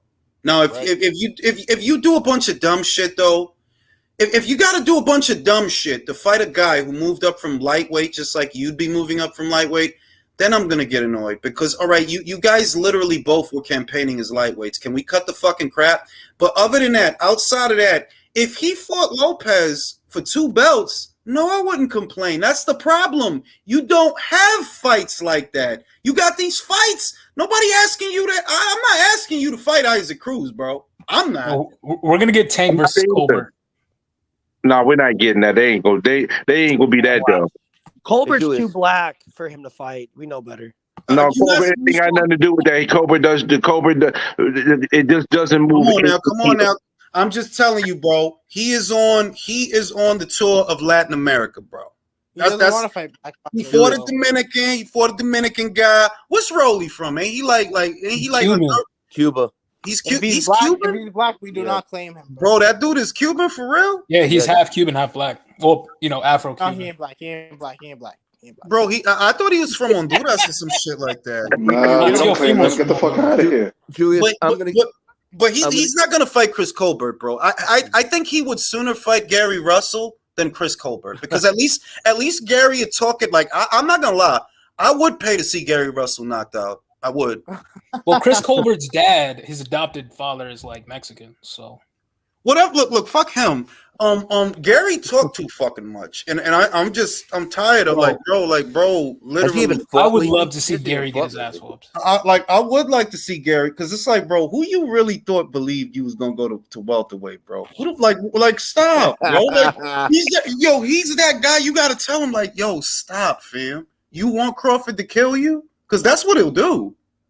Talking all that shit. I'll pay to see that. I'll buy that for $1. But I believe that the rotation or the order is Cruz and then a move upstairs to fight Rolly if Rolly beats Barroso. It's the logical approach. Because what they're banking on is that, okay, well, this fight did huge numbers, so even if we don't put Davis in an equally high-profile fight, he'll still do better numbers than he was doing before. That's what I think their mentality is, that, okay, well, if Davis was good for 225 before, maybe now he's good for 275 to 3. That's what I think they're the plan is. You know what I mean? I don't think that Lopez would fight Rolly. Those two are butt buddies. I don't think they would fight. Yeah. Okay. Hey, Julius, I'm gonna get out of here. So if anybody wants to get on, but I just have one thing to say before I get out of here. Free Wilder. Yeah, free Wilder. Yeah, free Wilder, bro. I don't blame him. In California, you get lined up. Drew, what's up with these check-ins, bro? Got to check in, bro. Hey, man, you're going to check in, Hollywood. bro. When you go to Hollywood, you just asking for trouble. It's You bullcrap. gotta check in, bro. You gotta come in strapped in. Deontay Wilder, No, number because one. look, if any one of y'all, for example, when I was living in New York, right? If any one of y'all come to my city, you got to check in. And when you check in, you either got to bring me a beef patty with cocoa bread. You got to bring me a beef patty with cocoa bread, or you got to bring me some jerk chicken. It has to be from Lennox, on the 140s. All right, you got to check in, bro. Now I don't know how they do it. No, don't forget, you got to get Diddy a cheesecake from Junior's. The spot in Mount Vernon is better. The jerk chicken with the smoke on Mount Vernon is better than the one I'm on. going all the way to fucking Mount Vernon for jerk chicken, bro. From Harlem, bro. It's fucking.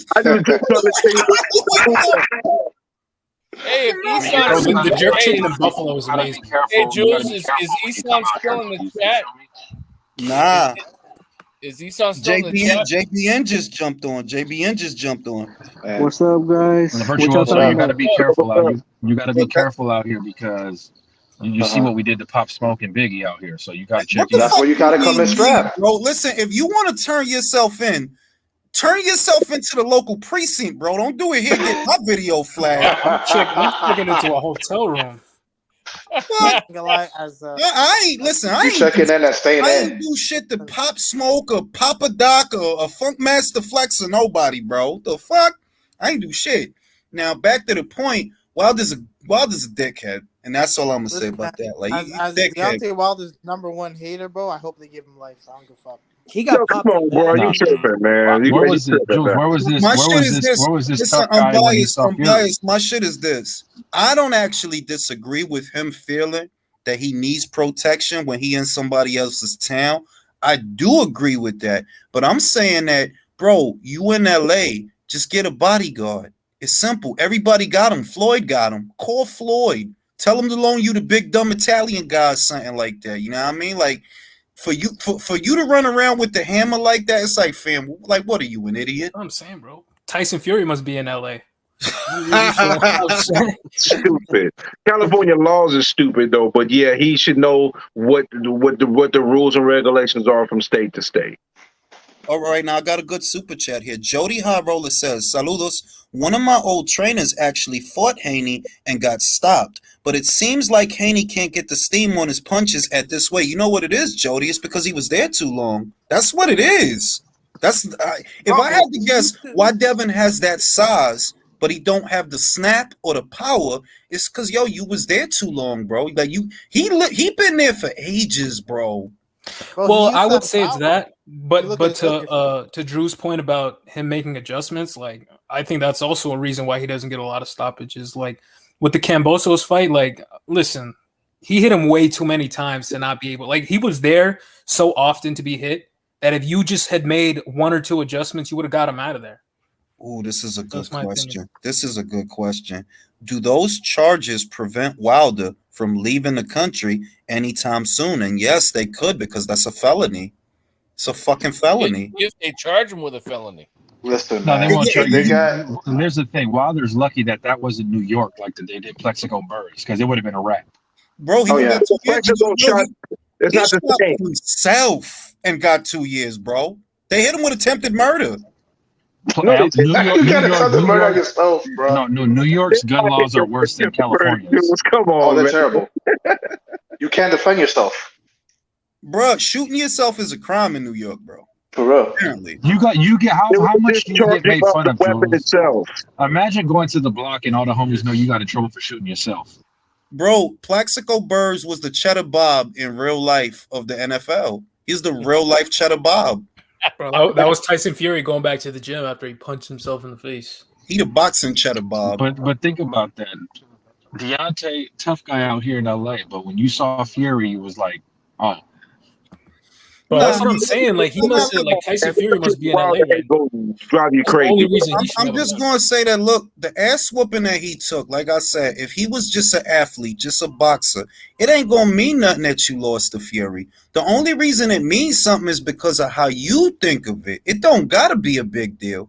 Motherfucking Chisora got his ass whooped by Fury 3 times. He don't care. He not worried about that shit. Like, he'll probably fight him for a 4th time if you pay him. He not in the same headspace that Wilder's in, because Wilder he on some other like he's really on some other shit. He out here eating mushrooms with jizz on him and shit, trying to fly himself. He lost to the colonizer. But that's the problem. That's why he can't recover, because he thinks of it that way. If he would think about it in the way that it is, like, look, man, that dude could box. Like, he an asshole and all these things, but that dude could fight, and he beat me. You won't beat me. If you was in that headspace, it wouldn't mean nothing that he beat you. But he not in that headspace. He in some other, like, some cartoon type, 2-dimensional type shit. Like, you guys are right. Like, he made it existential himself. Yeah, like Fury beat a lot of guys that didn't end up giving. In his mind, Wilder is T'Challa. Bro, that's probably what he thought of shit too. Like, so when he lose, his fall from grace in his own mind is what makes it bad. Because Fury beat Chisora. Fury beat a couple of guys. You think Otto Wallin is losing sleep that he lost to Tyson Fury? You think Tom Schwartz is out here having nightmares about the Fury? Nah. Wilder is, though, because your headspace had a false aura around him too. That's what made it worse, man. That's what made the fall from grace worse. That's what it is. Jules, I just want to clarify. You did say mushrooms with jizz on it, correct? I did say that. I want to make sure I heard that correctly. From the chieftains in New Mexico, they jizz on a mushroom while to drink it with some tea. And he finds himself in a secret fox of Arizona iced tea. That's wild shit, man. For real. There was nothing wrong with some mushrooms or peyote. I'm just telling you that the dude beat your ass so bad that you really was about to take psychotropics. Like that, like, bro. You know what it was? Tom Schwartz didn't have to drink tea with pee in it to find himself after the fight. Here's what happened. That's why Wilder ain't been the same. He did that like in the Black Panther, went to see the ancestors, and they all laughing at him that he lost to the colonizer. You know what this shit is? Now when he asked Telly for a BJ, she give him the side eye. It don't be the same. Like, nah, you can't just get your ass. Bro, they're talking about some personal shit, bro. You right. We're gonna stay away from that shit, yo. You know what I mean? But he's going through a lot right now, bro. Yeah, he lost the fight. He ain't making it easier. He just got a gun charge, man. Come on. He's going through a lot. Jamal Charlo is going through a lot on that interview. Yo, I seen that shit too, man. I mean, I don't even know what's wrong with him though. No. Look. I'm not gonna downplay this. Right? I'm not going to downplay this. His wife, they was high school sweethearts. So that's going to hit him hard that they divorcing and she out here getting fucked. She out here getting fucked by different guys and shit, and she's slutting out. That's going to my thing is that the WBC should strip him. Like, okay, well, you going to do something? Bro, they should have been elevating Adames. Bro, they should have. Here's how I know it's hurting him. Because she's not just slutting around. She's slutting around with someone like, okay, he could fight. He could fuck my boyfriend up. Let me go fuck with a killer that ain't going to fucking fight him. Yeah, like she probably fucking with some goons, bro. Yeah, exactly. You know what time it is, Jules. Fucking with the drug dealers that got the magnums and shit. Like, yo. Yeah, and Houston is no joke.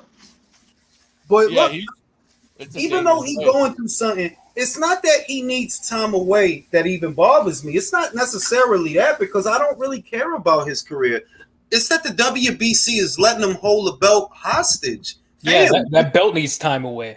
Like the whole division is literally dying on the vine because y'all doing shit like that. You ain't gotta pay Adames a lot of money to put him in a fight. So let him be a champion. Let him exactly. fight. Adames is legitimately talented, bro. Whoa, Adames will take 100,000 for that fight, bro. I Bro, Well, not guarantee even it. that, but he's like the genuinely price- talented, and if he's you worked his give way up. Adames $300 and like the Platins are 4 for 1 on Broadway, bro, he'll fight for that, bro. Like, Adames will real. listen. I'm gonna tell you what I know about Dominicans. Adames will take that fight for 50,000 in a lifetime supply of Cafe Bustelo. nah, not even. Come on. If you give him a fresh lineup, he'll fight, bro. Like, what the fuck? Like, Bro, No, they but all He jokes knows how to. aside, He's Dominican. He knows how to do that himself. bro, all True. jokes aside, that should have dude, been like gotten Adames that I belt. think he's legitimately talented, and he legitimately deserves to be world champion right now. I agree with that. But I think he real. beat the shit out of Jamal.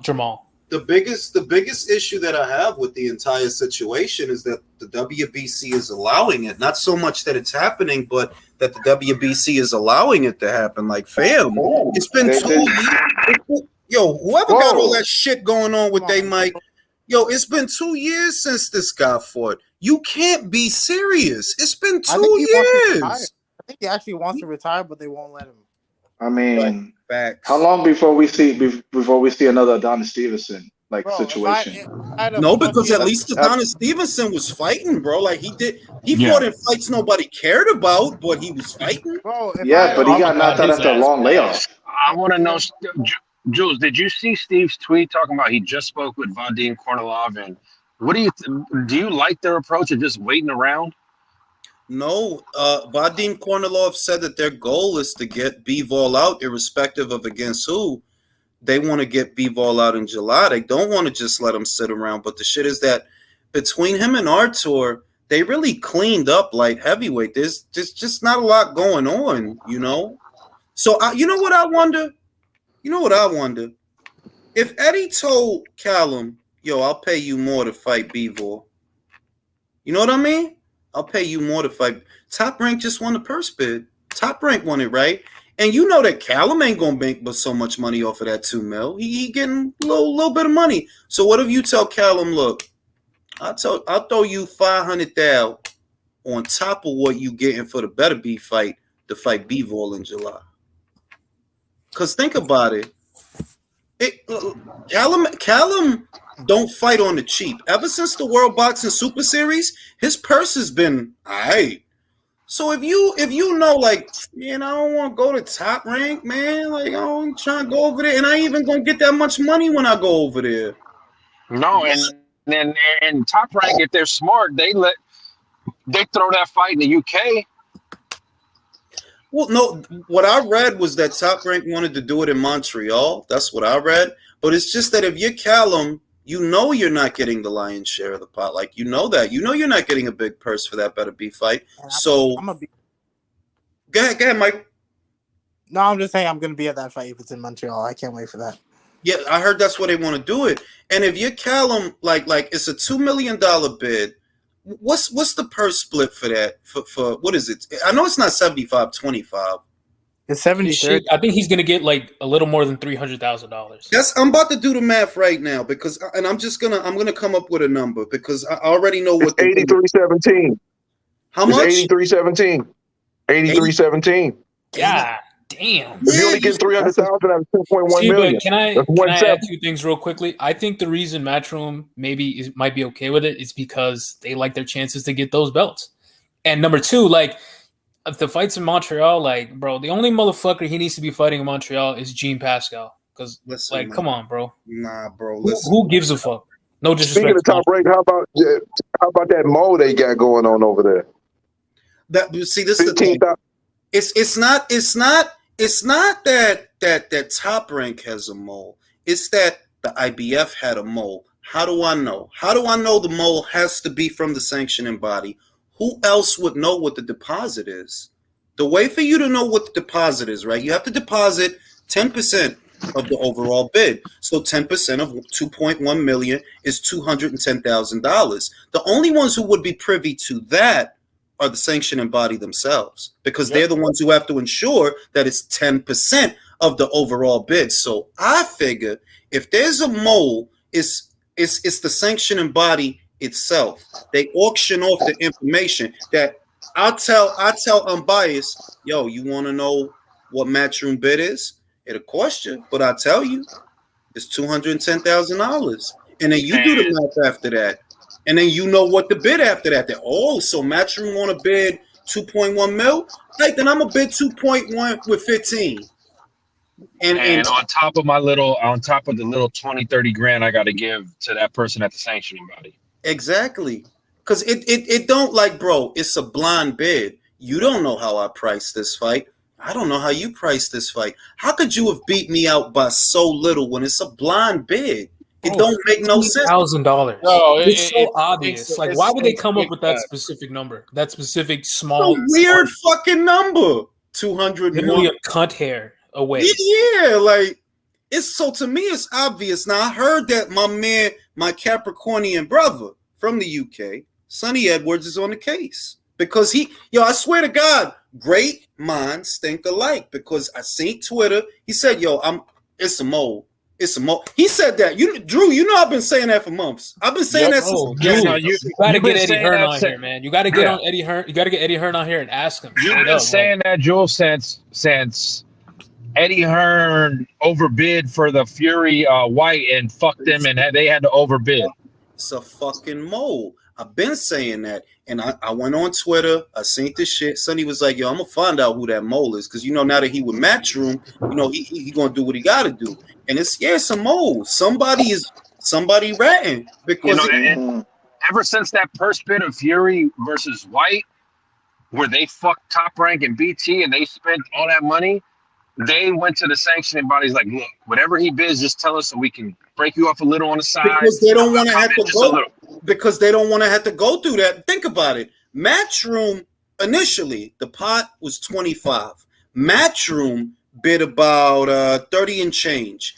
Frank and them, they upped the shit all the way up there to fucking 40. Like, you have almost doubled the value of the fight. You spent way too much on that shit. So since that, what happens? The Buatsi versus Pascal purse bid comes around.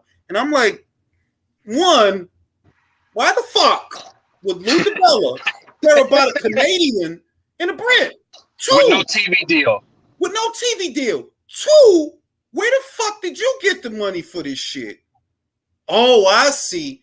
Frank, and if you looked at the correspondence on social media, him and Frank was going back and forth like, oh, I see what it is. Y'all colluded together, and the bid, it was the same dumb looking shit. Where Matchroom bid 875, y'all bid 975. Like, yo, Jules, can I know you brought up Sonny Edwards, but I don't mean to go on a tangent, but speaking of which, did you hear about this fighter who was represented by Disrupt Boxing? That I already did a segment on that, bro. You did that? Oh man, you did that already. That was the first video I did this morning. I been did that. Yeah. He did that video and grabbed some ass already. Which dude? I ain't get no ass, but after I get off, I'm gonna try to get some ass. What are you talking about? Look, it's in a nutshell. It's a kid named Eduardo Rocky Hernandez, right? And basically what happened? Right?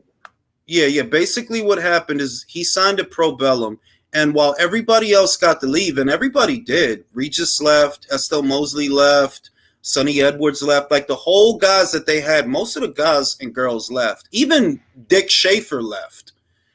Apparently, he can't leave because they took the deal that he had with Probellum and then brought it over to Disrupt. So now he's under Disrupt, and Disrupt ain't getting him no fight dates, and they won't let him fight. So it's like, well, they haven't even done a show yet.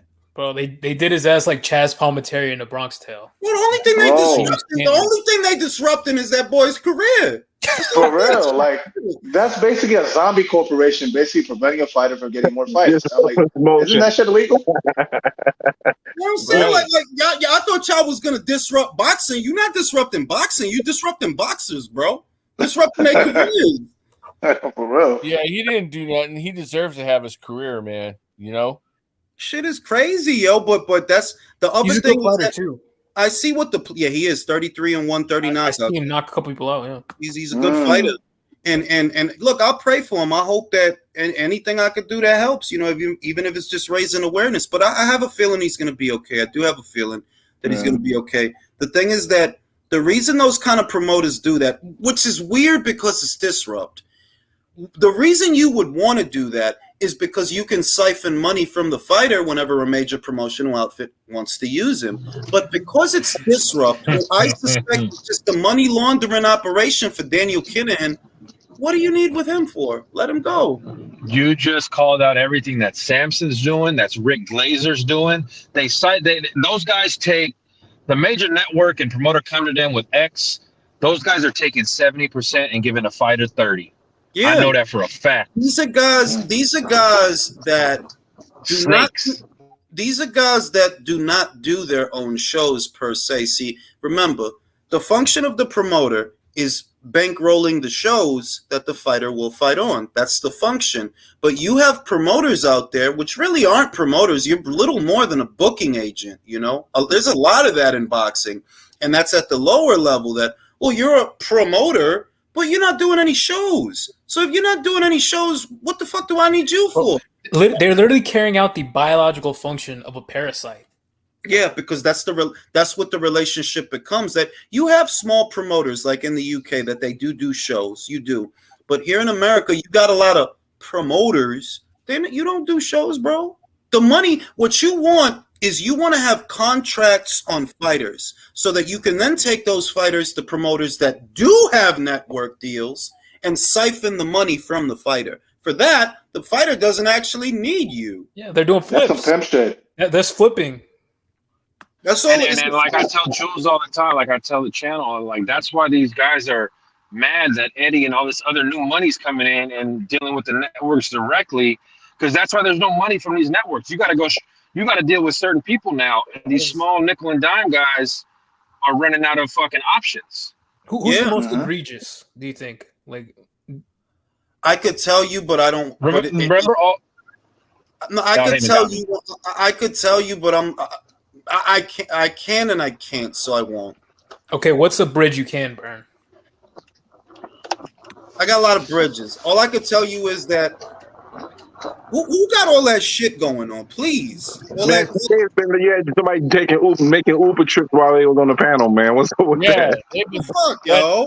That's what that sound effect was. It's Uber and shit, man. What's going on? What's going on with the mute button? Hit that fucking mute button whenever you're in. Now, basically, look, what happens is when a fighter starts out, a small-time promoter might service that function for a little while. They might, but it's a relationship that you outlive.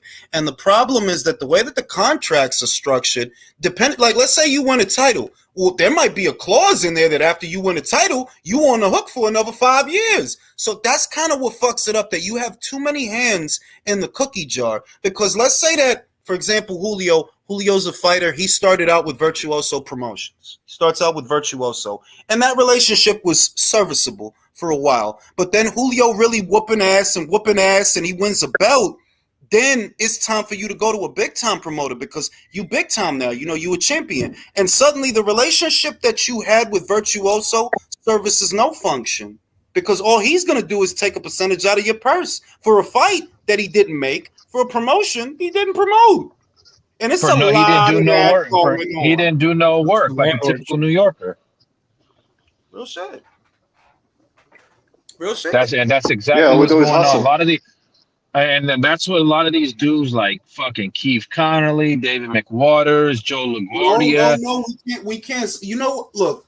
I could say this: while Keith Connolly did royally him and Al Heyman, Adam Kovnowski situation, that was Keith Connolly and Al Heyman. What we can say is he's made some good moves because he's the one who took Richardson Hitchens to Matchroom.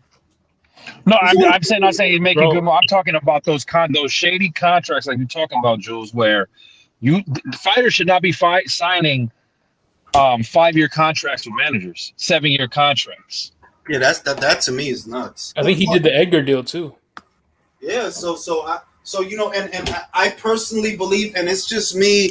That's just me and my imagination. That I believe that the reason that Kovnowski is now on Matchroom is because it's like, damn, dog, we could have got you some money and all of that. The least we could do is get you on here, you know? The least we could do is get you on here and see if we can't reboot your career. Because the money they costed that man in 2019, people should be in jail for that, bro. That dude had a brand new baby and all of that. He could have got Bro, knocked out by AJ, but he the would have money been he a millionaire. the money he cost him, Jules, Keith Conley should have his fucking jaw broken. Trying to tell you, bro. Well, at least Really? he's gonna have steady fights. Like one thing about matchrooms, they do keep people active. So Yeah, they could. I They could actually make, feel like now that you put it that way, like I actually do feel bad for him. Like I would joke around and say, yeah, his wife has him on an extra short leash, but that shit really is like that really was a life changing opportunity for that dude. Speaking You of don't bathroom, think why is people? you don't I'm sorry. Go ahead.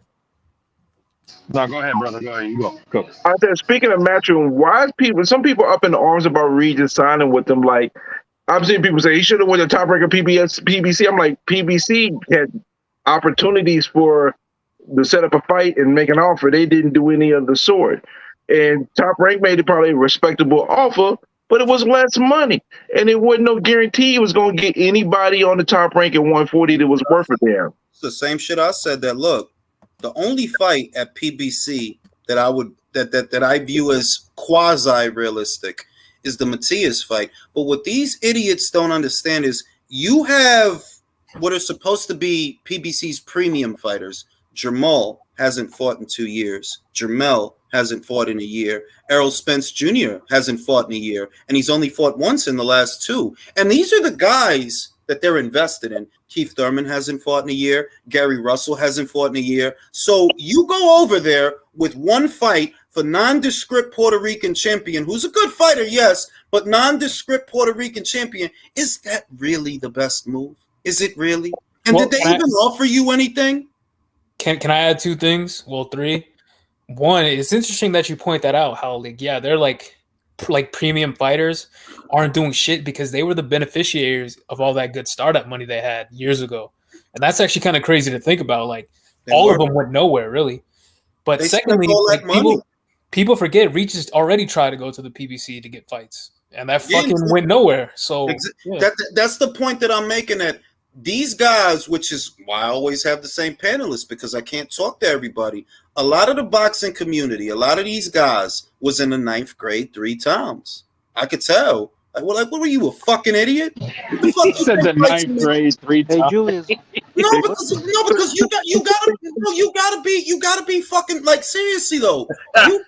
You got to be fucking retarded. You have to be. So Hey, you're saying the these people Illuminati. they're like That shit is they're making me like worry. the- Like, are we like the smartest boxing fans? And then, like, compared to like normal people, we're like really dumb though. No, Bro, listen, no. I firmly believe that. Look, you gentlemen, you don't know this. You were selected by my superiors so that you can gauge the intelligence quotient of your species and what percentage of human beings are actually using their hierarchy of thought and what percentage aren't, because emotions are simply chemical. They don't require a hierarchy of thought. When you feel something, you just feel it. You don't think about it. And I believe that most of the idiots you see in the boxing community, they don't think. They just feel. They don't think. And that's the problem. Oh, you want to see Matias? Yeah, and after Matias, then what, you fucking genius? Then what? And how long would it take them to make that fight? You are talking about one fight. That's what you're talking about. You saying that a man with a wife and kids and people to support, he should go over there because of your fucking feelings, because you're too stupid to figure out that that's a bad move. You don't see that? And then you think about the Top Rank shit. Like I said, there's no guarantee that Teofimo fights him. Teofimo didn't want to fight Barboza. He's going to fight Regis. Really? Really? Are you fucking retarded? Bro, he wouldn't go to the PBC had PBC because they already lied to him. Wasn't he supposed to fight Barrios? That was part of the deal. And then Barrios said he was going to move up, but he ended up fighting Gervonta at 140, and that's why he left, because they lied to him about that shit. He did say that. He said that when he wanted to fight Barrios, he couldn't do it. But when it was Gervonta, yeah, that's what he said. He couldn't make 40 for me, but he made it for Gervonta. What the rehydration clause? Like, bro. And the worst thing is that we're in a day and age where not only can you tell people these things, you can show them. And because of their stupid fucking feelings, which is what I'm here to study, because of their stupid fucking feelings, they won't absorb or process what you're telling them. As many times as I tell people that Canelo did try to fight Demetrius Andrade, and that's not according to me, that's not according to Eddie, that's not even according to Canelo, that's according to the IBF. They're the ones that said, yeah, he did file a petition, but we rejected it because we wanted him to fight Sergey. That mandatory was overdue. As many times as I post the link, as many times as I show the screenshots over and over and over for years on end, these emotional midgets will not process it because they feel, you fucking feel that Andrade is this special fucking fighter that got sat on his ass by Desmond Nicholson. Desmond Nicholson didn't sit Edgar Berlanga on his ass. And I know you're not going to tell me Edgar Berlanga's special. And we can't stand Edgar Berlanga on this channel. Hey, you know what? Mentioning that you just said, Jules, really struck a chord because people. I mean, like, I'm not gonna front this Canelo Ryder. Tell me if I'm wrong. When they first announced this fight, weren't they talking like it wasn't gonna be a pay-per-view fight initially? No, yeah, they were. They were. I knew it. I know it wasn't. Because it was $74.99 if you don't have a zone. I'll tell you that. Do I feel hoodwinked? No. But I don't feel hoodwinked because when they said that it's going to be a homecoming fight, I realized it's got to be a pay-per-view. Because they're not going to make enough money from the gate because they got to charge lower amount for the tickets. I was saying that to Coach. I said, you know what? That's what it is. But this is what gets me so much about people who hate Canelo. Because I'm not Canelo fan, but I don't dislike Canelo either. I respect him. I know he's the face of boxing because of what he has done in the ring. But what gets me is that people say, oh, he didn't dug Boo Boo, he dug Charlo, and he dug Benavidez. If you look at those three fighters, there's only one that has even earned the opportunity to even speak his fucking name, and that's Benavidez, and he just fucking earned it. Bro, but not only that. No. Wait, let me do this. What kills me is they're talking about fighters that were literally approached for a Canelo fight.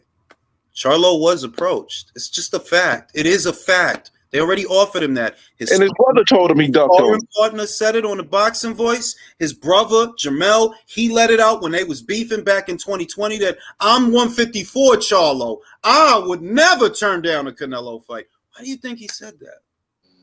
Because he knew his brother turned down the fucking fight. But just even today, though, like, Canelo, he came out and said, yeah, I won't fight Bivol at 168 because I won't get the credit if I win, right? Every fucking hamster wheel brain in the comments is like, oh, he doesn't want to lose the belt at 68. It's like, damned if you do, damned if you don't. Like, he could walk on water. You're broke. Let me champ the shit because literally, I'm not exaggerating. Literally, the same people that were saying initially, oh, he want to drain Dimitri. Now they're saying, no, he just doesn't want to lose. Like, bro, you're like. What is it? The sad thing is this, man. About a couple of years ago, both Charlo and Andrade were in a position that they could have had a fight with Canelo, or they should have just fought each other. They were doing good. Things were going great. And what happened? They didn't fight each other. And then they both just fell by the wayside, and fast forward to now, and look at where both of them are at.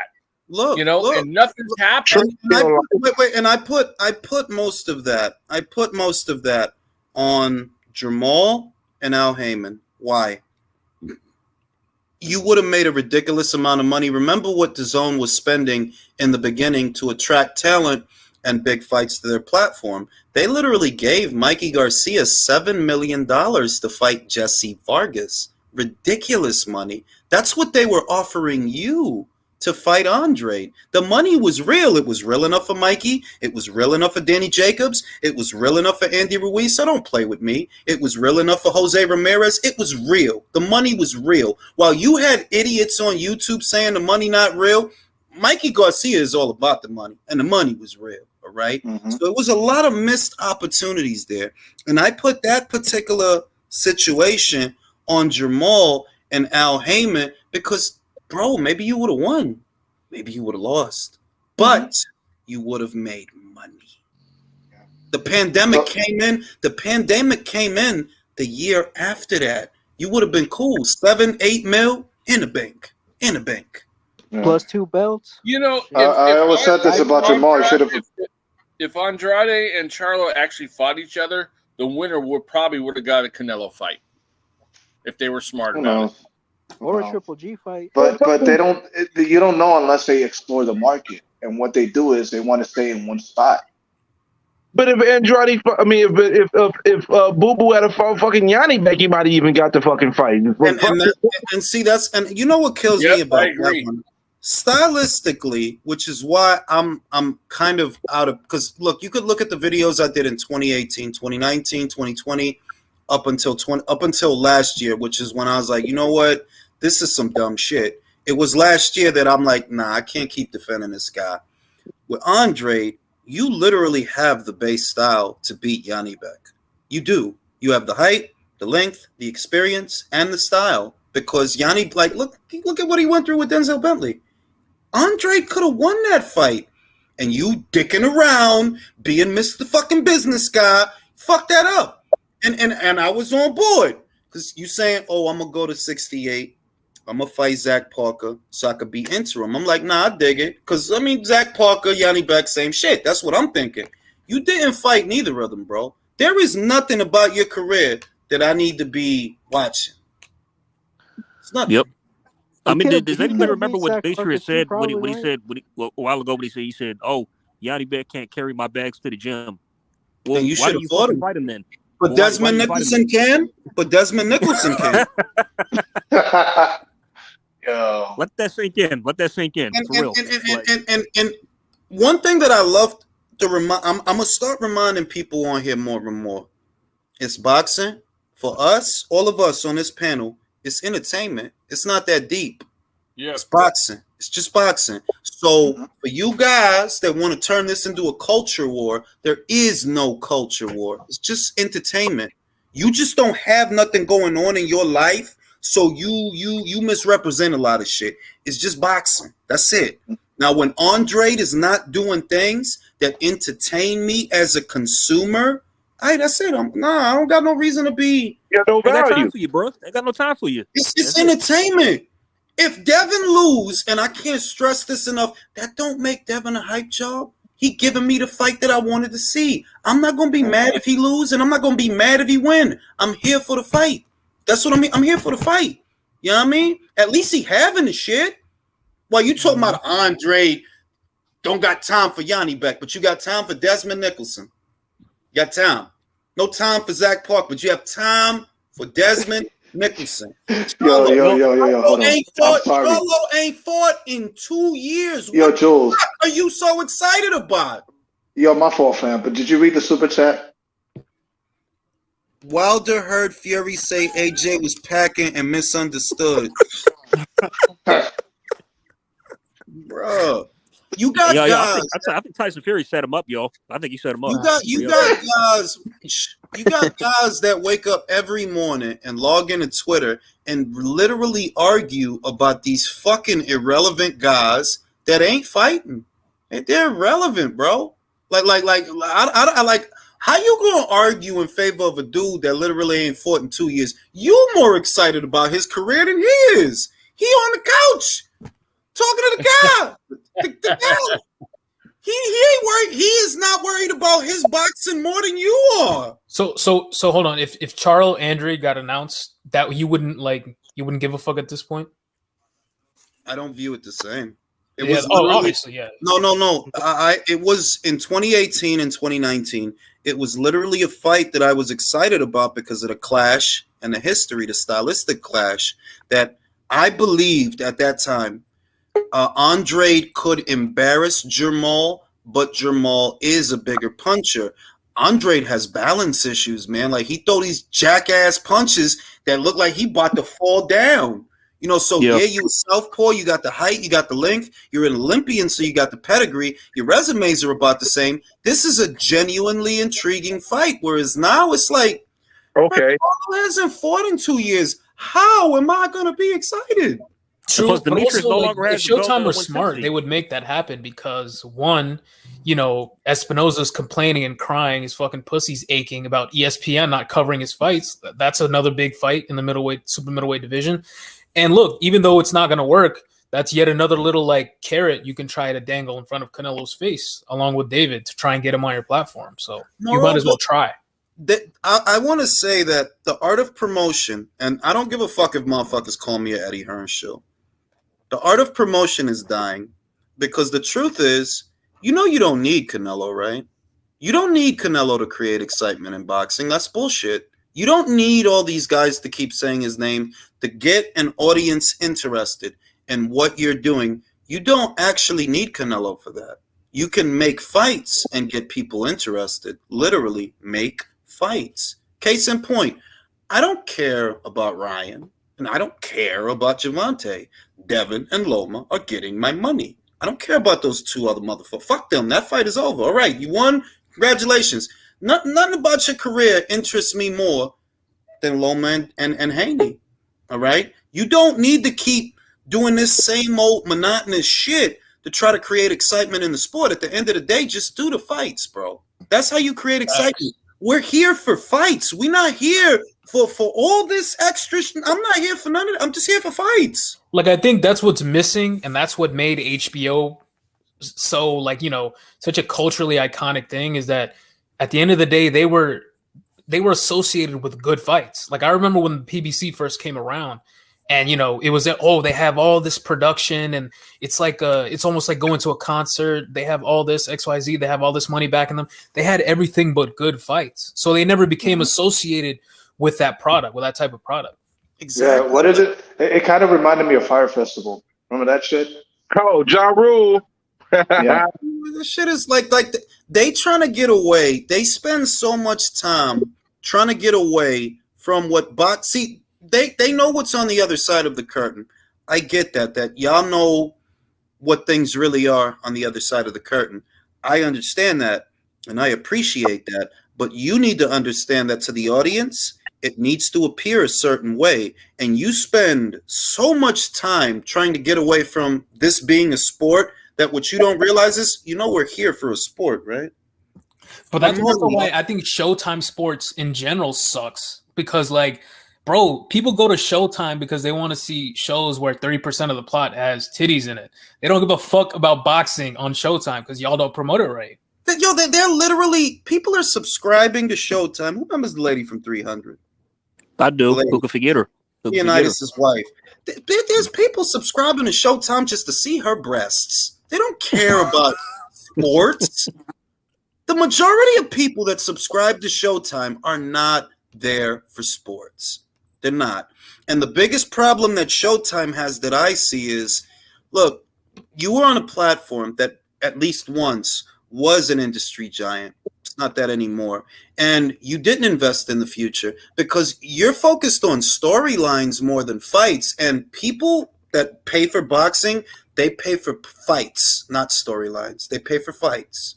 You take too long to make fights. You do. And you don't believe in your product, which is the worst thing that, let's be real, you don't believe in your product. When you saw what Vosdick came over and did to Stevenson, and then you see what Fury comes over, he does to Wilder. You going to be in a hurry to make that Spence Crawford fight?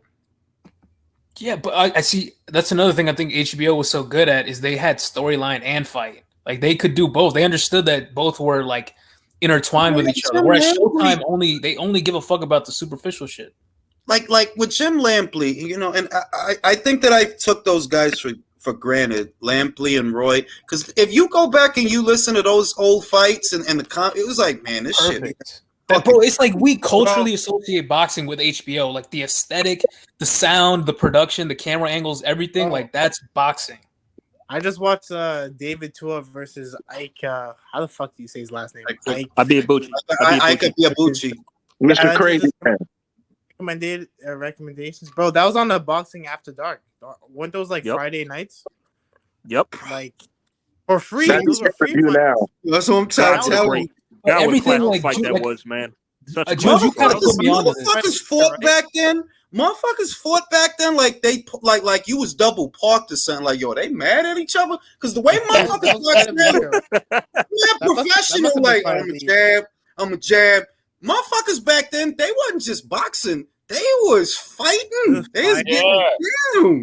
But see, it's not just the great fights, but even the aesthetic, bro. Like, it literally felt like the way they produced those shows. it literally felt like two gladiators were walking to the ring. Like, bro, watch Roy Jones and James Toney walk out. Like, even though that wasn't even a big pay-per-view fight, like the aesthetic, everything about it was such a great product. Whereas now, if you watch a fucking Showtime card, the production and commentary shit, the fights are shit. Like, it's no wonder Americans feel like they're getting ripped off. Showtime doesn't even have ring girls, which I think is very un-American. Like, bro, you don't have ring girls. You know, two things, Jules, that struck a chord with me, man. The Showtime is not utilizing CBS properly. If they're part of the conglomerate, why they're not utilizing CBS? Because that's just unbiased. That's the thing. CBS is not for Showtime to utilize. Showtime is for CBS to utilize if they so choose. The real thing is that a lot of people often bring up that CBS is the parent company of Showtime, which is true. But do you think CBS gives a fuck about boxing? Obviously not. Since 2017. Obviously not, based on what we're seeing right now. I have never seen one ad for the fucking PBC in their fucking NFL games. And this is what my opinion. No, listen. The only ones who think that the higher ups at CBS are sitting around talking about fucking Frank Martin are idiots on YouTube. You think that the guys with the big checks and all of that at CBS, you think they sitting around talking about Ismael Barroso, Rolly Romero? You think that's why Steven Espinosa is crying to fucking ESPN. He wants them to cover their fucking promotion.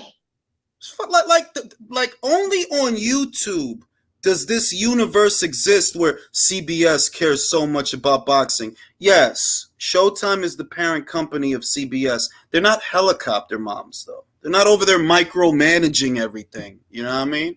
If in an ideal world, boxing would be on CBS. I think because I believe that boxing belongs on terrestrial television. That's what I think. Honestly, at its best, you put it there. But once you have it there, which is how the PBC fumbled the bag, like, bro, you got a Fox deal. That was major. Even I thought that was major at the time. But where you fucked up at is you think that because it's a decent fight, oh, we got to put it behind a paywall. See, then you're not utilizing Fox to the best of your advantage. You're not. Give them a couple, 2 or 3 great Put the best product where people can see it. Exactly. Like the best way to utilize Fox or to have utilized Fox is, hey, yo, y'all motherfuckers need to understand that we're not going to pay you an arm and a leg every time you get out there. So don't think that we are. You're going to get out there and fight, and you're going to earn it. And if you don't like it, you can leave. Bye. Go out there. What I want you to do is go out there and search and climb, scratch and sniff, and see who gives a fuck. Maybe there's an app But somewhere. that's not how they move. And guess what they're gonna find? They're gonna find nobody. Nobody does. Nobody will give a some of the fuck. That's why. foresight that Eddie Hearn said. Like, having a network, there is limitations when you're the small fish. So that's why he wanted to go to DAZN. And there are. I mean, take Lerone Richards. Take Lerone Richards. Should have stayed in the Matchroom. Should have stayed there. Why did he leave? The thing is that there's people. You know what I notice? There's people's instincts. Dumb people play the short game. Dumb people. Like people that made videos immediately like, DAZN has no subscribers. They're going to go bankrupt. They're going to go under. They're never going to make it. You know that was 5 fucking years ago you said that shit? Did it happen yet? Yep, and they're still around. And I said, in all my fucking glory, I said, not only are they going to stay around, they're going to get bigger because the medium is changing. What is happening now, because I only know this because I've been on your planet for many, many years. What is happening now with the way that people consume content is what happened ages ago between cassette tapes and CDs and MP3s and streaming platforms. That's what's happening now. It's cycling. And the weird thing is, God forbid that, you humans don't kill each other with nuclear missiles. What's happening now is dividing lines are being drawn based on how people consume content, but everything is cyclical. So where that's trending now, the opposite will literally be trending later, to where people are going to want networks again, and they're going to want these things bundled up again. It's cyclical. It's like the precession of the planet. It's cyclical. But right here and right now in this moment, the way that television was, where you got your sitcoms and your dramas and all this different shit, it's really not like that anymore. It's a more personal experience. These days, people are only watching exactly what they want to watch. So you don't get that spillover like you did before. That before, yeah, there was spillover. You know, if you're fighting at or around the time of something else, there's some spillover. It's not really like that anymore, bro. If somebody want to sit there and watch Law and Order all day, 24 hours a day, do you realize that they can? Nothing but Mariska Hargitay and Stabler and Benson and all of that shit, bro. They can do that now. If I want to watch nothing but Van Damme movies all day, I'm not good. You know, there's, in other words, these shows that networks invest money in and produce, they're not getting watched as much anymore. Why? Because people can watch exactly what they want to watch now, whenever they want to watch it. So if you want to watch Bloodsport and Kickboxer and Death Warrant and Nowhere to Run and Time Cop, you want to have a Van Damme marathon, you can do that now. You want to have a Bruce Lee-a-thon, you can do that now. Like boxing not being on an app was one of the ways that it was like literally stuck in the past. Like that was one of the innovations that MMA had, was getting on fucking ESPN Plus and being like a viable product there. These fucking idiots, like, unless your main form of entertainment is still caveman paintings, like you're gonna be using a fucking app for entertainment. It's ridiculous. The same people that are uploading videos onto an app were telling you it's on an app. You're on an app, you fucking idiot. Bro, look into the camera and say I'm on an app. You listen, I'm trying to tell you, when the ship comes, the people on the panel are going, y'all are going, but the rest of these fucking idiots now, y'all got to stay here, man. Cause y'all, I got first class. I'm in first class, bro. Do you not understand how fucking stupid you are? They're running now. I'll point directly at the camera. Well, I mean, the way you say, like, what's so wrong with being on an app? What's the problem? And this coming from people that are on an app, bro. Literally every way they talk about, they consume boxing, Twitter, YouTube, everything except the fight is on a fucking app. You dummy. Who wants to use an app? Says the fucking idiot that uses an app. You know why though? Because they have allowed PBC, Showtime, and the narrative-driven base type of things to basically, that narrative has become their talking point, and they have convinced these people that this is what it is and this is how it should be, when the fact of the matter is it's actually not how it should be. What y'all seeing is some bullshit, and y'all then they excuse it like it's the cool thing to do because they've been brainwashed to some degree. But hold on, like real quick. Espinoza, a guy who's supposed to like be privy to this type of stuff, like who's supposed to be on the know as far as like how people are consuming entertainment, the fact that he said some shit about being on an app is just hilarious to me. Like, do you think a fucking like radio executive in the 20s was like, oh, you're gonna watch the Yankees game on the TV? Hey, interesting. Like, fucking dummy. Yes, this is literally this is supposed to be his area of expertise, and it's like, yo, dog, Netflix when it started out. What, Julio? What was Netflix, and what is it?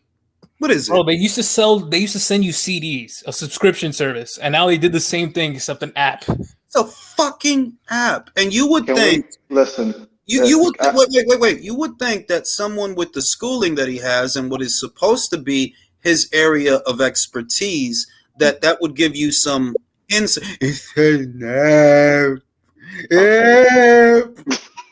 I gotta say this, man. What is Showtime? You know, the way Steven is talking about this, it started to come to fruition that Showtime might be Blockbuster Video. I mean, I don't want. Yeah. Look, honestly, this is just me being merciful. I don't want those people to lose their jobs.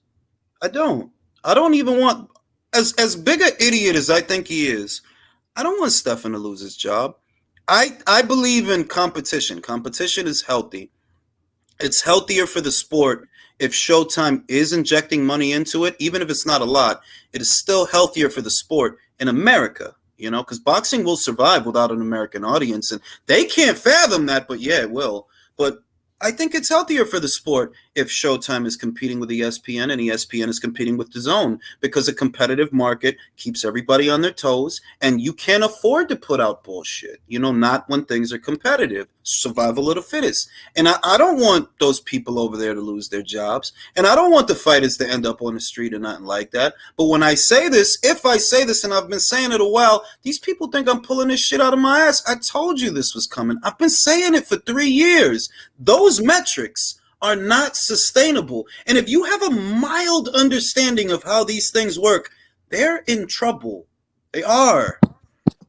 Well, can I counter your counter argument? Like, can't someone say that actually Espinoza losing his job and Showtime going away is good for competition? Because then the smaller guys like King's Promotions and Salida Promotions and DeBella Promotions and all those, the small fish, now they'll be able to provide content for a big network or something like that. No, they all so technically that's better for competition. No, you know what? Wait, let me say.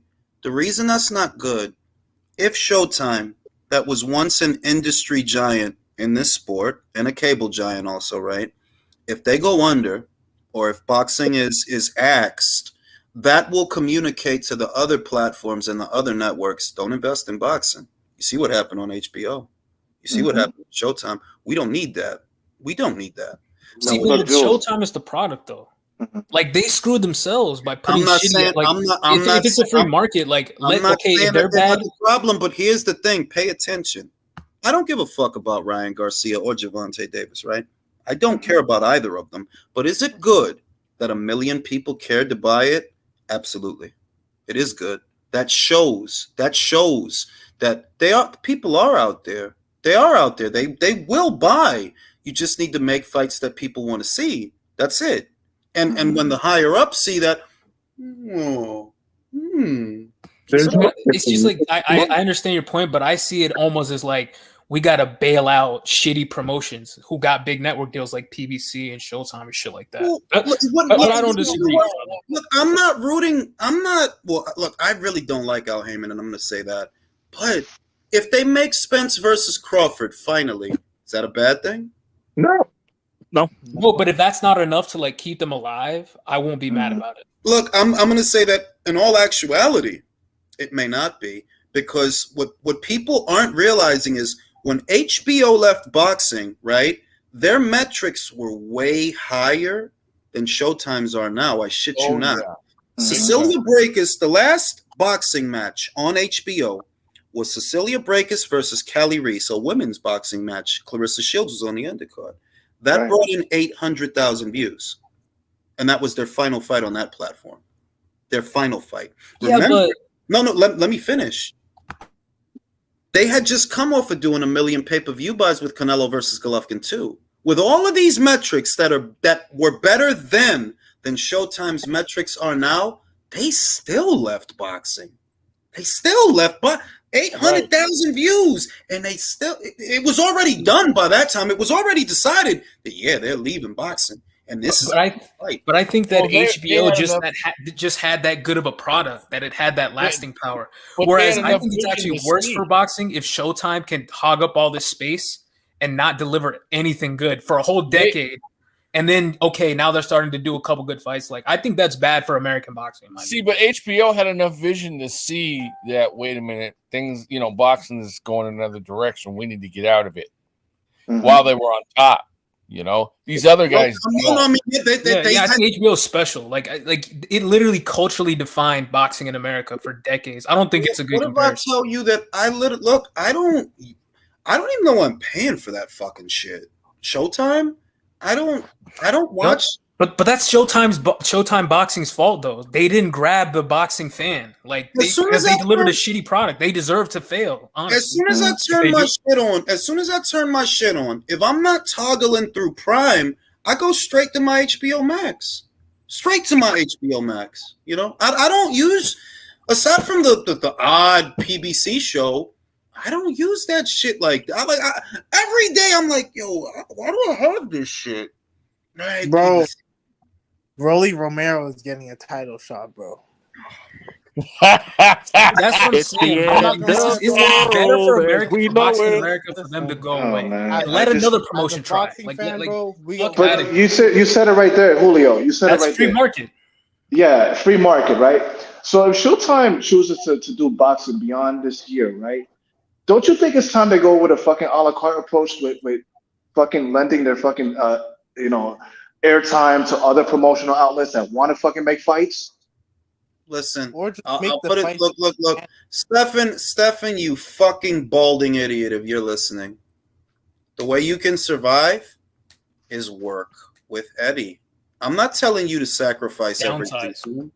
I'm not telling. See, they can make if they're just fucking idiots, to be completely honest. And they have these huge. It's the egos that ruin it, because you can literally bring quality boxing content to Showtime and vice versa to DAZN if you work together. You keep thinking apart. That's how you think. You're not strong enough to survive on your own based on what you have. You know that, right? All you really have right now is Gervonta. That's it.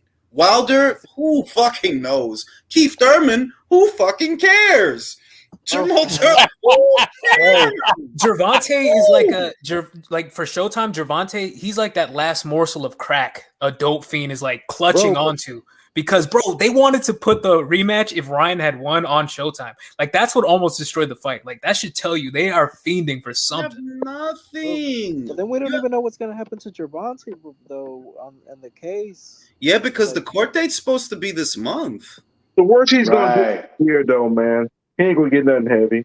Yeah, I don't think. I don't think he's gonna be in the clink for like ages or nothing. But it would be bad for them if he is gone for a year, because then okay, well, what do you fill the void with? So you got Spencer Crawford, then Jamel coming back. One fight, bro. Yeah, but then you got Jamel coming back. Is he? Against who? Okay, wait a minute. Jamel's coming back. I mean, Jamal's coming back, but what the hell's he doing? They should have been gotten. Bro, guys, they said that he would come back in June. We are in May. There's no fight date. I feel like I'm convincing you, Jules. Like, it might be good for boxing if they went away. It's way better for boxing if they go away. Yeah. Let me read the super chat. Cervecero says Emmanuel Stewart calling fights was golden. He would tell you exactly what was going to happen next.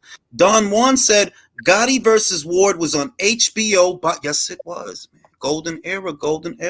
Don Juan says Morales versus Barrera 1 was HBO, boxing after dark. Yo, I'm trying to tell you, man. Motherfuckers didn't realize how bad it was going to get then, but you know what I mean? Motherfuckers appreciate this shit. 215 people. Hey, hold on a second. Hold up. 215 people in the chat. Everybody hit the like button, okay? Yeah. Appreciate that. And Jules don't be giving a shit about the like button. Hey, let me do one. If Jules can get $1,000 in super chats, he has to get Eddie Hearn on here. Shit. I could tell y'all some shit. I could tell y'all some shit, but I ain't gonna tell y'all no shit. I was told we got a private chat. What do you mean? Tell us some shit, bro. What you mean? I can't tell y'all no shit. I can't tell y'all. I can't tell y'all certain secret universal shit. But shout out to you. You know who you are. What the fuck was I gonna say? Yeah, man. Like they killed themselves with their divisive tactics, and I often think like, yo, could this have been avoided? And I'm like, yeah, it could have, but y'all whole thing was creating separation. That was y'all whole thing, creating separation. So you were doomed from the beginning. You took an entire stable of fighters from Golden Boy Promotions, just get them over there to Showtime, right? And you thought, oh, it's in the bag now. It's in the bag. And all time is showing is that you never had the sustainability or the expertise for what you were trying to do. Where's Richard Schaefer now? Because he fucking helped you. Where is he? Exactly. Is he even? That's what they were missing was the quality control. In boxing anymore? Is he? Nah. But that's exactly what was missing though, was that quality control, like to consistently deliver good stuff. And they wanted to be UFC, and you can't in this game. You can't. It's a very tall mountain. They don't even know how to be UFC. Any Like move they were that too he- aggressive. Another part of the problem is they took boxing off of TV, regular TV, man. Well, Even no, if they had country minor knows better fights. than most. Country knows better than most that in a way, HBO included, it was never a good idea to put boxing on cable. That literally caused even HBO though, even HBO, cable boxing does not belong on cable. It belongs on terrestrial networks like every other sport. And So everybody should watch it. Yeah, I think And then- HBO. I think both HBO and like PBC Showtime, they're both going to be like the stock market crashing, but for different reasons. But not only that, but you know what? If it was on TV, a lot more people would know about a lot more fighters than they do. Country, you remember ABC's Wild World of Sports? Yeah, of course. Boxing was way bigger when it was more accessible. Over time, putting boxing, and I remember those days because I was young in those days when cable came out, closed circuit TV, all this different shit. Yeah, we were still in cable, by the way. And yet that over time, it did make the audience, and I didn't realize it until Nick Khan said it recently, but it was like, that's so true. Like putting boxing on cable did make it smaller. It did limit I miss it was like a boom and bust. or Friday night fights, and some of the other that programs like that where you could just see fights happening, and sometimes you saw some great fights with no-name fighters, but they were some of the best fights, and it we're missing something now because it's like the boom. The boom was great, but that bust, like pause, but that bust is crazy. Like no, it honestly go away though if that's the case though. See, that thing is just a double-edged sword any way you slice it. It's like almost like you damn you do, damn you don't, because boxing just niche at this point in the world or in the United States. Because why did Friday night fights go away? I mean, if you think about it, it's like why it's did they almost, go away? I don't know. Why did they go away? I think the network backing. You know what I noticed? Look, I think what changed is that boxing was thought of as a staple before that you could continue to invest in, whereas little by little, it did turn out to be like what they call a fire sale. That like, well, you just focused on some quick money and some right now money, but it's just like the Khan guy said that like on a long enough timeline, all that shit is going to backfire because there's no investment in the future, and that is kind of where we are right now. At least Showtime is. Yeah. I think it was right before that ESPN gave PBC a broadcasting deal that they rebranded from Friday Night Fights to, I don't know, boxing on ESPN. And Like- I think it was right before like it was a small amount of time when there was like an influx of promotions and they started to become exclusive partners. And it's like that's another problem I have with boxing. It's like the networks are just signing these promotional outlets and then making them exclusive, which is why I kind of counter Julio's point. It's like if it's free market capitalism, why not go a la carte with other fucking promoters? Because back in when we used to watch HBO, who did you thought was like the exclusive partner of HBO? Well, I mean, we kind of knew that there were. We knew that Golden Boy, the Golden Boy brand and the Top Rank brand. I mean, we did associate those brands with HBO, so that was kind of already Advanced. There's variants. But look, those brands were established to be associated. Like, even though we didn't talk about it anywhere near as much at that time, because we really didn't. We didn't talk about it that much the way we talk about it now.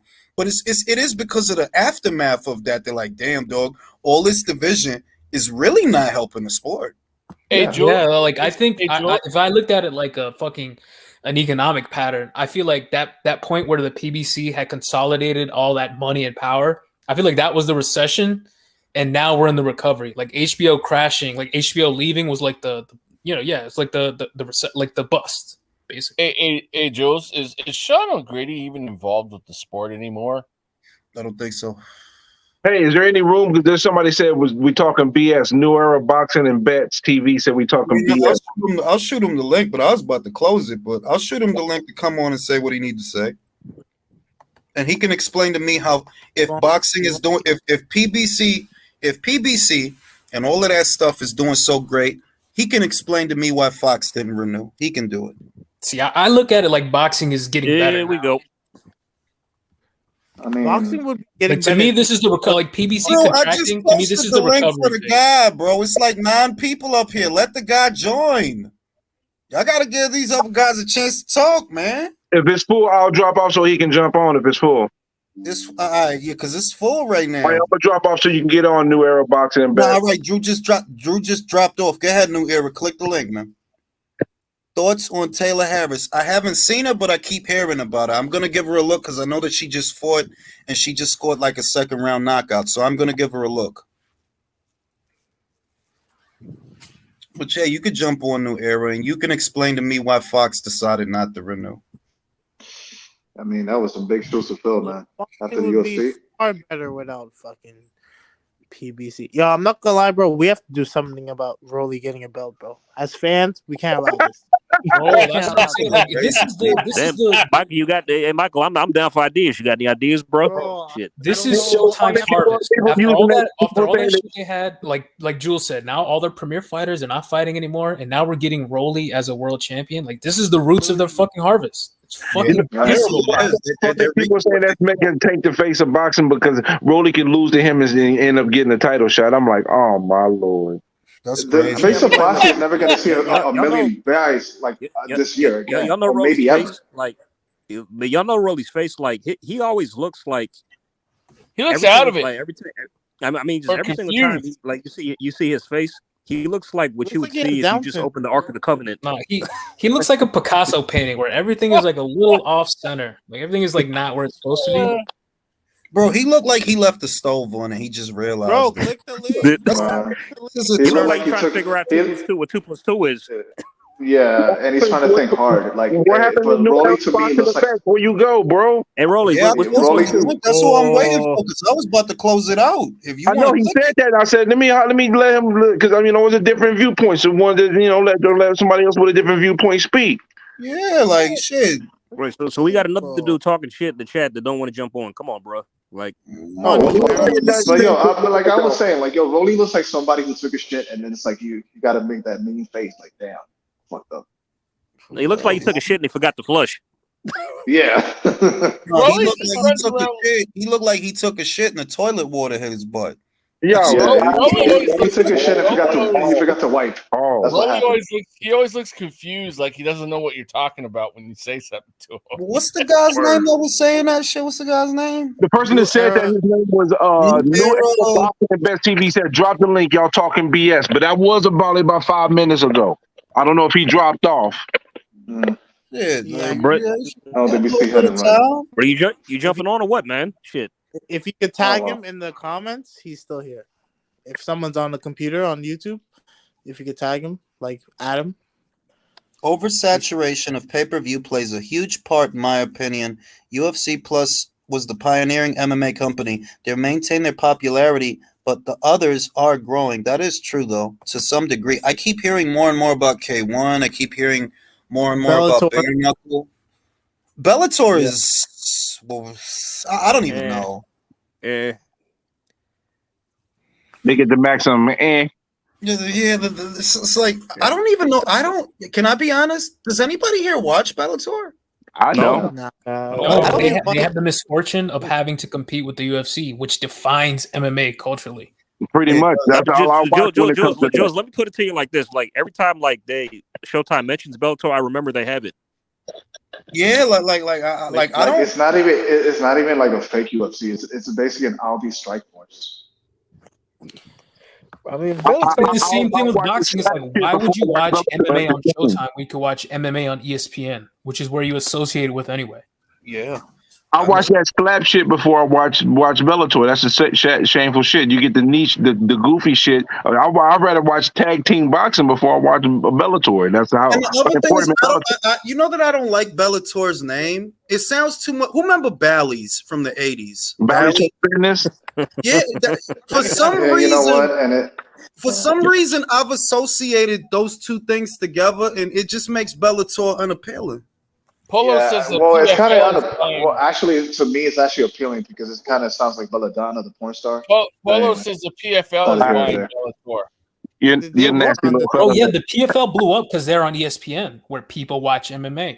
Yeah, he said they're buying Bellator. Like Polo jumped on, but I don't see the guy. Like I'm waiting for the guy. It's third. Well, I guess he ain't coming. He jumped on the Must be bandwagon. posted show. It's probably a waste of time anyway. So Let hell me read the knows super about chat. it. Let me read the super chat. I think I just passed the super chat. I think I just. I think passed you just came on. I think you just got it. Yeah, I see it. It's Mr. Cheesehead. Let me see. Mr. Cheesehead said PBC should merge with DAZN. Cut a deal similar to Golden Boy's Matchroom. DAZN's already an app, we could have the majority of boxing, which I think would be good, honestly. Consolidation. Very ideal. Yeah, I was gonna ask you this. Like, I was like gonna the ask you this sound of that. earlier, but like, I really like the how sound do you of think that. that would look like if like all these promotions they just went on one single network? Like they just all went to DAZN. You think competition under like consolidated like that? I Be real believe- competition. I believe at this stage in the game, that would be the most ideal thing because that's where everybody's moving towards. If you notice what Paramount is doing, irrespective of boxing, what are they doing? Consolidating. That's what they're doing because everything is too fragmented now. So they want things to be a one-stop hub for all these different viewing markets. You know, the people that want to watch stuff about serial killers and the people who want to watch sports documentaries. They want all those things under one roof. So when you think about boxing, where we are right now, it actually would be ideal to have as much boxing by way of one provider as possible. Because then that'll pull in that entire audience, all of them. You know, the few people that watch a PBC show and the people that watch an ESPN show and the people that watch a DAZN show. Steady stream of income. Now you've got the whole or most of the market on one platform, so you don't have to keep bouncing around for things. For the consumer, it would be ideal because you don't need the ESPN Plus subscription for boxing anymore. You don't need to keep giving Showtime anymore. Because I don't watch Showtime, bro. I don't watch that shit. Yeah. I literally only have it for the. But it will never work because nobody wants to give up what power they have in each entity. Yeah. You hit the nail on the head. You know what's funny? You know what's funny, Jules? When you said Especially Paramount Al Plus, and the PBC. yeah. Sorry. Go ahead. Let me just say this, yo. As soon as you mentioned Paramount Plus, there's already another studio that has a fucking streaming service. You know, there's a service called MGM Plus. Yeah, it's like what's happening now. It's which is why I don't even watch movies the way I used to. I think Matt Damon said it because I noticed it. The movies aren't that good anymore, and the streaming services and having their own studios and the kind of movies they put out now, it has literally affected the quality of the films. It has. The movies are not that good anymore, bro. They're not the same. It's like you notice a slight change. Like let's just say like it's an MGM Plus original or whatever original. It's like it's not. It's different. It's just different somehow. You know what I mean? It doesn't have that like TV, studio. You're getting made for TV. What you're getting is made for TV product. Yes, but with a movie filter. You know what I mean? That the filter's good, the cinematography's decent, but it's still made for TV. Yeah. So on that note, gentlemen, I'm gonna go to sleep, fill up some butt, get some butt. All right, man. Have a good one. Jules. Not y'all. Peace, fellas. Good night, Jules. Thanks for having me on, brother. All right, and I will be buying the pay-per-view.